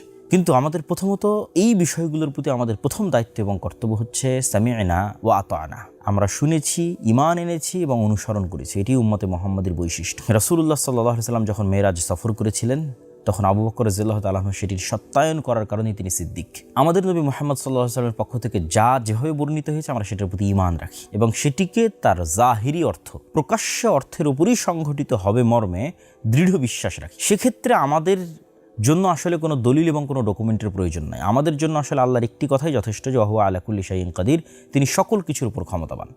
কিন্তু তারপরও যেহেতু আমরা মানুষ এবং বিভিন্ন ফিতনা এবং বিভিন্ন প্রশ্ন আমাদের অন্তরে তৈরি হয়, সেহেতু এই বিষয়েও কিছু উত্তর যদি আমাদের জানা থাকে আমাদের জন্য সহজ হবে। আমাদের জন্য প্রথম উত্তর হচ্ছে যে অতীত, পৃথিবীর অতীতে এই ধরনের ভয়ঙ্কর এবং ভয়াবহ ঘটনার চেয়ে হাজারো ভয়ঙ্কর এবং ভয়াবহ ঘটনা ঘটেছে। যে ভয়ঙ্কর এবং ভয়াবহ ঘটনাগুলো, ওই ঘটনার প্রতি যদি আমার ঈমান আনা সহজ হয়, তাহলে এই ঘটনার প্রতি ঈমান আনা আমার জন্য অনেক ইজি। যেমন যখন মারিয়াম আলাইহিস সালাম বিনা পিতায় ঈসা আলাইহিস সালামকে জন্ম দিলেন, তখন ওইটার প্রতি ঈমান আনার জন্য আল্লাহ বলছেন কোরআনে যে আমি আদমকে তো পিতামাতায় ছাড়াই সৃষ্টি করেছি। তা আদমকে যদি পিতামাতা ছাড়াই সৃষ্টি করতে পারি, তাহলে পিতা ছাড়া ঈসাকে কেন সৃষ্টি করতে পারবো না? আগেরটা তো বেশি ভয়ঙ্কর। তাহলে ঠিক তেমনই ঈসা আলাইহিস সালাম আসমান থেকে নেমে আসবেন, এটা যদি আমাদের কাছে মানতে অবিশ্বাস্য হয়, তো আদম আলাইহিস সালামও তো তার হাজার হাজার লক্ষ বছর আগে তিনিও তো আসমান থেকে জান্নাত থেকে দুনিয়াতে নেমে এসেছেন। সেটা তো আমরা সবাই বিশ্বাস করছি, তাওরাত, বাইবেল, কোরআন সব জায়গায় লেখা আছে। তাহলে আদম আলাইহিস সালাম যদি জান্নাত এবং আসমান থেকে পৃথিবীতে নেমে আসতে পারে, ঈসা আলাইহিস সালাম কেন পারবেন না? ঠিক তেমনি আমরা যদি চিন্তা করি যে সূরা কাহাফের যে ঘটনাগুলো, যে যুলকারনাইন সফর করছে, ইয়াজুজ এবং মাজুজকে দেওয়াল দিয়ে ঢেকে দিচ্ছে, তাহলে ইয়াজুজ এবং মাজুজের অস্তিত্ব এবং ইয়াজুজ এবং মাজুজের সাথে সাক্ষাৎ অতীতে সংঘটিত হয়েছে। তাহলে এটার প্রতি আমাদের ঈমান কি পরিমাণ মজবুত হওয়া উচিত যে এটা নিশ্চিত আছে, এটা অতীতে যুলকারনাইন ইয়াজুজ মাজুজের সাথে দেখা করে এসেছে, তাহলে ইন ফিউচার অবশ্যই ঘটবে। ঠিক তেমনি খিজির আলাইহিস সালামের সাথে মুসা আলাইহিস সালামের সাক্ষাৎ, যেটাও সূরা কাহাফে আছে। দেখেন এটা কি ব্যতিক্রম ঘটনা। কোথায় এখন খিজির আলাইহিস সালাম? তিনি কোথায় থেকে আসলেন? তিনি কোথায় হারিয়ে গেলেন, তাই না? তো তার ঘটনা যদি সত্য হতে পারে, তিনি যদি আড়ালে থাকতে পারেন এবং তাকে খোঁজার জন্য যদি একটা নির্দিষ্ট পদ্ধতিতে মুসা আলাইহিস সালামকে যেতে হয়, আল্লাহ সুবহানাহু ওয়া তাআলা যদি খিজির আলাইহিস সালামকে আড়ালে রাখতে পারেন, দাজ্জালকে কেন আড়ালে রাখতে পারবেন না? তাহলে যে ঘটনাগুলো কোরআনে অতীতে বর্ণিত হয়েছে এবং আমরা বিশ্বাস রাখতেছি, সেটার উপর যদি আমি বিশ্বাস রাখতে পারি ভবিষ্যতে ঘটবে এরকম ঘটনার উপর কেন আমি বিশ্বাস রাখতে পারবো না? দাজ্জাল আসলে একদিন হবে 1 বছরের সমান। মানুষ বলে এটা কী ধরনের কাল্পনিক অলৌকিক কথা, কেমনে সম্ভব? অথচ কাছাকাছি এই ধরনের ঘটনা কোরআনে অতীতে সংঘটিত হওয়ার কথা বলা হচ্ছে। যেমন আসহাবে কাহফের ঘটনা, যে তারা 309 বা 310 বছর ঘুমিয়ে আছে, অথচ মানুষ তাদেরকে মনে করতে যে তারা জাগ্রত, এবং তারা ঘুম থেকে উঠে বলছে কই আমরা তো মাত্র অল্প কিছুক্ষণ ঘুমিয়েছিলাম। আবার যে নবী আল্লাহ সুবহানাহু ওয়া তাআলার কাছে মৃতকে জীবিত করার মুজিজা দেখতে চাইলেন, তাকে আল্লাহ সুবহানাহু ওয়া তাআলা সেখানে মৃত করে দিলেন, তার ঘোড়া তার খাদ্যদ্রব্য সব মৃত হয়ে গেল। তিনি উঠে তিনি মনে করছেন তিনি অল্প সময় ছিলেন, তার ঘোড়া লাশ হয়ে সম্পূর্ণ কঙ্কাল হয়ে গেছে, তথা ঘোড়ার উপর দিয়ে 100 বছর অতিক্রম হয়ে গেছে, তার খাবার নষ্ট হয়নি। তাহলে তার খাবারের উপর দিয়ে কী সময় অতিক্রম হলো? এই যে সময়ের আপেক্ষিকতা, সময়ের যে গতি, এটার আপেক্ষিকতার কথা কোরআনে আগেই অসংখ্য অতীতের অসংখ্য ঘটনায় তুলে ধরা হয়েছে। তাহলে আমাদের ঈমান রাখতে হবে যে এই জিনিসগুলো একদিন ঘটবেই। তারপরেও 3টা পয়েন্ট আমি বলতে চাই। প্রথমত, যে দাজ্জাল, ইয়াজুজ মাজুজ এই পৃথিবীতেই যদি থাকে তবুও সম্ভব, 2 ভাবে সম্ভব। 1, আপনি কখনোই নিশ্চিতভাবে দাবি করতে পারবেন না যে এই পৃথিবীর প্রত্যেক ইঞ্চি জায়গা, সমুদ্রের প্রতিটি পয়েন্ট, জঙ্গলের প্রতিটি পয়েন্ট আপনার অধীনস্থ এবং আপনার কন্ট্রোলে। এখন অসংখ্য জায়গা আছে যেখানে মানুষ যেতে পারে না, যে দ্বীপে মানুষ যায় না, যে জায়গায় মানুষ সফর করে না, চলাচল করে না, জাহাজ যায় না, এরকম অসংখ্য জায়গা আছে। ওই জায়গাগুলোতে দাজ্জাল বা ইয়াজুজ মাজুজ আছে এটা বলতেছি না, কিন্তু সারা পৃথিবী যে মানুষের কন্ট্রোলে, এটা মিথ্যা কথা।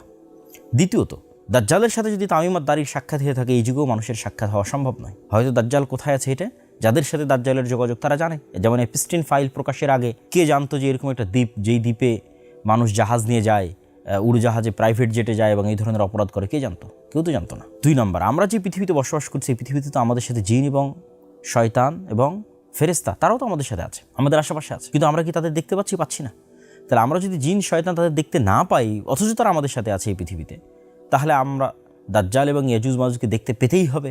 এই প্রশ্ন কেন আমাদের অন্তরে উত্থিত হচ্ছে? এবং আজকের বিজ্ঞানও বলতেছে যে বিভিন্ন ডাইমেনশনে আল্লাহর সৃষ্টি থাকতে পারে। আমরা থাকি 3D, 4D, 5D, 6D, আমাদের চেয়ে উপরের ডাইমেনশনে যারা আছে তাদের আমরা দেখতে পাবো না, কিন্তু তারা আমাদের দেখতে পাবে। এবং সর্বশেষ পয়েন্ট, আল্লাহ সুবহানাহু ওয়া তাআলা কোরআন মাজিদে বলেছেন যে তিনি 7 আসমান এবং 7 জমিন সৃষ্টি করেছেন। তো আল্লাহ সুবহানাহু ওয়া তাআলার অন্য জমিনেও তো থাকতে পারে দাজ্জাল, ইয়াজুজ মাজুজ, খিজির আলাইহিস সালাতু ওয়াস সালাম, তারা তো অন্য জমিনেও থাকতে পারে। এটা অস্বাভাবিক কিছু নয়, কেন ওই সমস্ত জমিনেও আল্লাহ সুবহানাহু ওয়া তাআলার আদেশ এবং ওহী অবতীর্ণ হয়, এটা আল্লাহ সুবহানাহু ওয়া তাআলা বলেছেন। এবং কিয়ামতের পূর্ব মুহূর্তে দাজ্জাল কেন্দ্রিক যে ঘটনাগুলো, এগুলো তো একটা বৈপ্লবিক এবং ব্যতিক্রম ঘটনা, প্রত্যেকটা ব্যতিক্রম ঘটনা। দাজ্জালের কাছে জান্নাত থাকবে, জাহান্নাম থাকবে, আসমান তার কথা শুনবে, জমিন তার কথা শুনবে। দাজ্জালের উপস্থিতিও একটা ব্যতিক্রম ঘটনা, যার ফলশ্রুতিতে পৃথিবীতে এত ব্যাপক পরিবর্তন হবে যে পৃথিবীর একদিন হবে 1 বছরের সমান। সুতরাং এই বিষয়গুলোকে যদি আমরা একটা আরেকটার সাথে রিলেট করি, তাহলে আমরা বুঝতে পারবো যেখানে অসম্ভব বলে কোনো কিছু নাই, আর আল্লাহ সুবহানাহু ওয়া তাআলা সকল কিছুর উপর ক্ষমতাবান।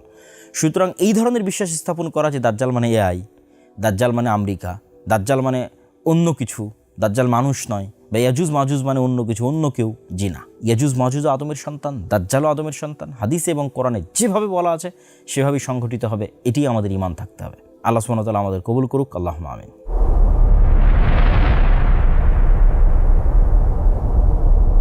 এই যে ভবিষ্যৎ কেন্দ্রিক দীর্ঘ আলোচনা আমরা আজকে করলাম, এই দীর্ঘ আলোচনার থেকে আমাদের শিক্ষণীয় কি? এই দীর্ঘ আলোচনার সারমর্ম এবং শিক্ষণীয় যদি এক বাক্যে বলতে চাই, তাহলে আমি বলতে পারি যে আমরা এখন মধ্যপ্রাচ্যের যে যুদ্ধে আছি, এই যুদ্ধ কি মালহামা?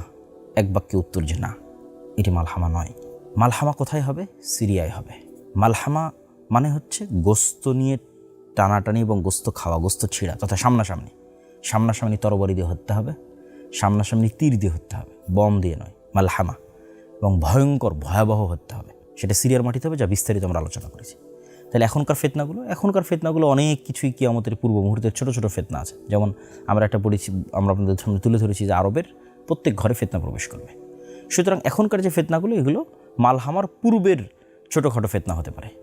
কতদিন পরে কখন মালহামা হবে সেটা আমরা কেউ জানি না, কিন্তু মালহামা হবে। এবং সম্ভবত মালহামা হওয়ার পূর্বেই মুসলমানেরা জেরুজালেম বিজয় করবে, ইমাম মাহদি প্রকাশ পাবে, এবং ইমাম মাহদির নেতৃত্বেই শাম বা সিরিয়ার মাটিতে মালহামা হবে। তারপরে তাদের বিজয় অভিযান আরও সামনের দিকে চলতে থাকবে, কুস্তুনতুনিয়া বিজয় করবে, রোম বিজয় করবে। এরকম মুহূর্তে তাদের বিজয় অভিযান থামানোর জন্য শয়তান অদৃশ্য থেকে আওয়াজ দিবে, দাজ্জাল বের হয়েছে। আর এই রকম মুহূর্তেই যখন তারা দামেশকে ফিরে আসবে, এদিকে দাজ্জালও বের হবে, ওদিকে ঈসা আলাইহিস সালামও নামবে। দাজ্জাল বের হওয়ার পর প্রায় 1 বছর মুসলমানেরা ভয়ঙ্কর কষ্ট, দুঃখ, খাবারবিহীন একটা ভয়ঙ্কর বিভীষিকাময় পরিস্থিতি অতিক্রম করবে। তারপরে ঈসা আলাইহিস সালামের মাধ্যমে দাজ্জাল নিহত হবে। তারপরে দাজ্জালের সাথে যে 70,000 ইহুদি থাকবে তারা নিহত হবে। তারপরে ঈসা আলাইহিস সালামকে আল্লাহ সুবহানাহু ওয়া তাআলা বলবেন তুর পাহাড়ে আশ্রয় নেওয়ার জন্য। ইয়াজুজ মাজুজ আসবে, ইয়াজুজ মাজুজকে আল্লাহ সুবহানাহু ওয়া তাআলা আযাব এবং গজব দিয়ে ধ্বংস করে দিবেন। তারপরে তিনি পৃথিবীতে তুর পাহাড় থেকে পৃথিবীতে নেমে আসবেন। পৃথিবীতে নেমে এসে তিনি 7 বছর 10 বছর একটা দীর্ঘ সময়ব্যাপী ন্যায় এবং ইনসাফের শাসন প্রতিষ্ঠা করবে। তারপরে এক শীতল বাতাসে সকল মুমিন মুসলমান মারা যাবে এবং ফাসেক ফাজেরদের উপর কিয়ামত প্রতিষ্ঠিত হবে। প্রিয় উপস্থিতি, এই ঘটনাগুলো থেকে আমাদের শিক্ষণীয় হচ্ছে যে ভয়ঙ্কর ফিতনার মুহূর্তে আপনি ঈমান কীভাবে ধরে রাখবেন, ভয়ঙ্কর ফিতনার মুহূর্তে আপনি হেদায়েতের উপর কীভাবে থাকবেন। আমি স্পষ্টভাবে আপনাদের সামনে তুলে ধরতে চাই যে আসহাবুল উখদুদ তারা কিভাবে আগুনের মধ্যে প্রবেশ করেছিল, যাদের বর্ণনা আল্লাহ সুবহানাহু ওয়া তাআলা সূরা বুরুজে দিয়েছেন, যে তাদের বলা হয়েছিল হয় ঈমান না হয় আগুন। তো তখন তারা ঈমানকে মূল্যায়ন করতে গিয়ে স্বেচ্ছায় আগুনের মধ্যে ঝাঁপিয়ে পড়েছে। এটা সম্ভব হয়েছিল শুধু কিসের কারণে? পরকালে যে তাদের ইয়াকিন আছে, আল্লাহর প্রতি তাদের যে ইয়াকিন আছে সেটির কারণে। তারা ওই আগুনের মধ্যে জান্নাত মনে করে প্রবেশ করেছে, তারা তার মধ্যে জান্নাত দেখতে পাচ্ছিল তাদের বিশ্বাস অনুযায়ী। আর যদি তারা ঘরে ফেরত যেত তাহলে সেটা ছিল জাহান্নাম। এই একই ঘটনা দাজ্জালের সাথে ঘটবে। দাজ্জালের আগুন ওটাই জান্নাত, আর দাজ্জালের সুন্দর জান্নাত ওটাই জাহান্নাম। তাহলে এটার প্রতি আপনি ইয়াকিন যখন পরকালের প্রতি আপনার সর্বোচ্চ লেভেলের হবে, দুনিয়াবি কোনো লোভ, দুনিয়াবি কোনো স্বার্থ, সেটি 1 টাকার সমপরিমাণও যদি হয়, যদি আপনাকে দুর্বল এবং পরাস্ত না করতে পারে, আল্লাহর শক্তি, আল্লাহর ক্ষমতা, আল্লাহর অস্তিত্বের উপর যদি আপনার সর্বোচ্চ লেভেলের বিশ্বাস থাকে, তবেই আপনি দুনিয়া থেকে ঈমান নিয়ে বিদায় নিতে পারবেন। তো দাজ্জালের এই ফিতনা আমাদের প্রমাণ করে যে দুনিয়ার সফলতা মানে ঈমান নিয়ে বিদায় নেওয়া। দুনিয়ার সফলতা মানে ধন দৌলত, টাকা পয়সা, বাড়ি গাড়ি নয়। কেন? ওগুলোর প্রতি ন্যূনতম লোভ থাকলে দাজ্জালের ফিতনা থেকে আপনি বাঁচতে পারবেন না। তাহলে দুনিয়ার বিজয় মানে ঈমান অবস্থায়, সালাত অবস্থায় দুনিয়া থেকে বিদায় নেওয়া। এবং মুসলমানদের কাজ এই ধরনের ভবিষ্যৎ কেন্দ্রিক ঘটনার পিছনে পড়ে প্রোডাক্টিভিটি নষ্ট না করা, যে হ্যাঁ ইমাম মাহদি আসলেই তবেই আমরা সব কিছু করবো, তার আগে আমাদের কোনো কাজ নাই। এটা মুসলমানদের প্রোডাক্টিভিটি নষ্ট করে এবং এটা আমি মনে করি একটি ঈমান বিরোধী কার্যকলাপ। বরং মুসলমানদের সবসময় সদা সর্বদা অ্যাক্টিভ থাকতে হবে। কেন? ইমাম মাহদি এবং ঈসা আলাইহিস সালাম আসলে নতুন কোনো দিন আসবে না, নতুন কোনো কোরআন আসবে না। ওই কোরআনই যে কোরআন আমাদের কাছে আছে, ওই হাদিসই যে হাদিস আমাদের কাছে আছে। তাহলে পৃথিবীর সবচেয়ে বড় ঘটনা আগেই ঘটে গেছে, সেটা মুহাম্মদ সাল্লাল্লাহু আলাইহি ওয়াসাল্লাম, সেটা কোরআনের অবতীর্ণ হওয়া। ওইটা আমাদের আমল করতে হবে। এবং যদি সূর্য আমরা পশ্চিম দিকে উঠতে দেখি, তবু আমাদের হাতে যদি একটি গাছ থাকে সেটি রোপণ করার চেষ্টা করতে হবে। তথা আমাদের ঈমান এবং আমলের যে চেষ্টা, এই চেষ্টা আমাদের অব্যাহত থাকবে। এবং এই সমস্ত ঘটনা কেন্দ্রিক আমাদের কাজ কি? ফিতনা থেকে বাঁচতে। আল্লাহুম্মা আউযুবিকা মিন ফিতনাতিল মাসীহিদ দাজ্জাল, যে দাজ্জাল এবং দাজ্জালের সময়ের যে ভয়ঙ্কর ফিতনাগুলো আছে, ফিতনার যুগগুলো আসার পূর্বেই যেন আল্লাহ আমাদের ঈমান অবস্থায় দুনিয়া থেকে যাওয়ার তৌফিক দান করে। এই মর্মে আগ্রহী না হওয়া যে না আমি ওই যুদ্ধগুলোতে অংশগ্রহণ করবো, ওই ফিতনার সময় আমি থাকবো কেন। কেউ গ্যারেন্টি দিয়ে বলতে পারবে না ওই ফিতনার সময় সে ঈমান নিয়ে থাকতে পারবে কিনা। তাই নবীর শিক্ষা অনুযায়ী ওই ফিতনাগুলো আসার পূর্বেই আমাদের আল্লাহর কাছে পরিত্রাণ চাওয়া উচিত, আমরা যেন দুনিয়া থেকে বিদায় নিতে পারি। আল্লাহ সুবহানাহু ওয়া তাআলা আমাদের এই ফিতনা সংক্রান্ত হাদিসগুলো সঠিকভাবে বুঝার, সালাফি সালেহিনের ব্যাখ্যা এবং বুঝ অনুযায়ী বুঝার, সেগুলোর প্রতি ঈমান রাখার এবং এই ফিতনা থেকে আল্লাহর নিকটে বাঁচতে চাওয়ার, এবং ঈমান এবং সালাত, পরকালের প্রতি গভীর আস্থা, আল্লাহর প্রতি গভীর আস্থা এবং সালাত। আর এই বিষয়ে এই ঈমান মজবুত করার জন্যই মূলত আমাদের আল্লাহর পথে যাত্রা বইটি লেখা। তাই ফিতনার সময় যদি কেউ ঈমান মজবুত রাখতে চান, তিনি অবশ্যই আমাদের আল্লাহর পথে যাত্রা বইটি পড়তে পারেন। আর পরবর্তী কোনো পর্বে ইনশাআল্লাহ আমরা সূরা কাহফের যে ঘটনাগুলো আছে সেগুলো নিয়ে বিস্তারিত আপনাদের সাথে কথা হবে।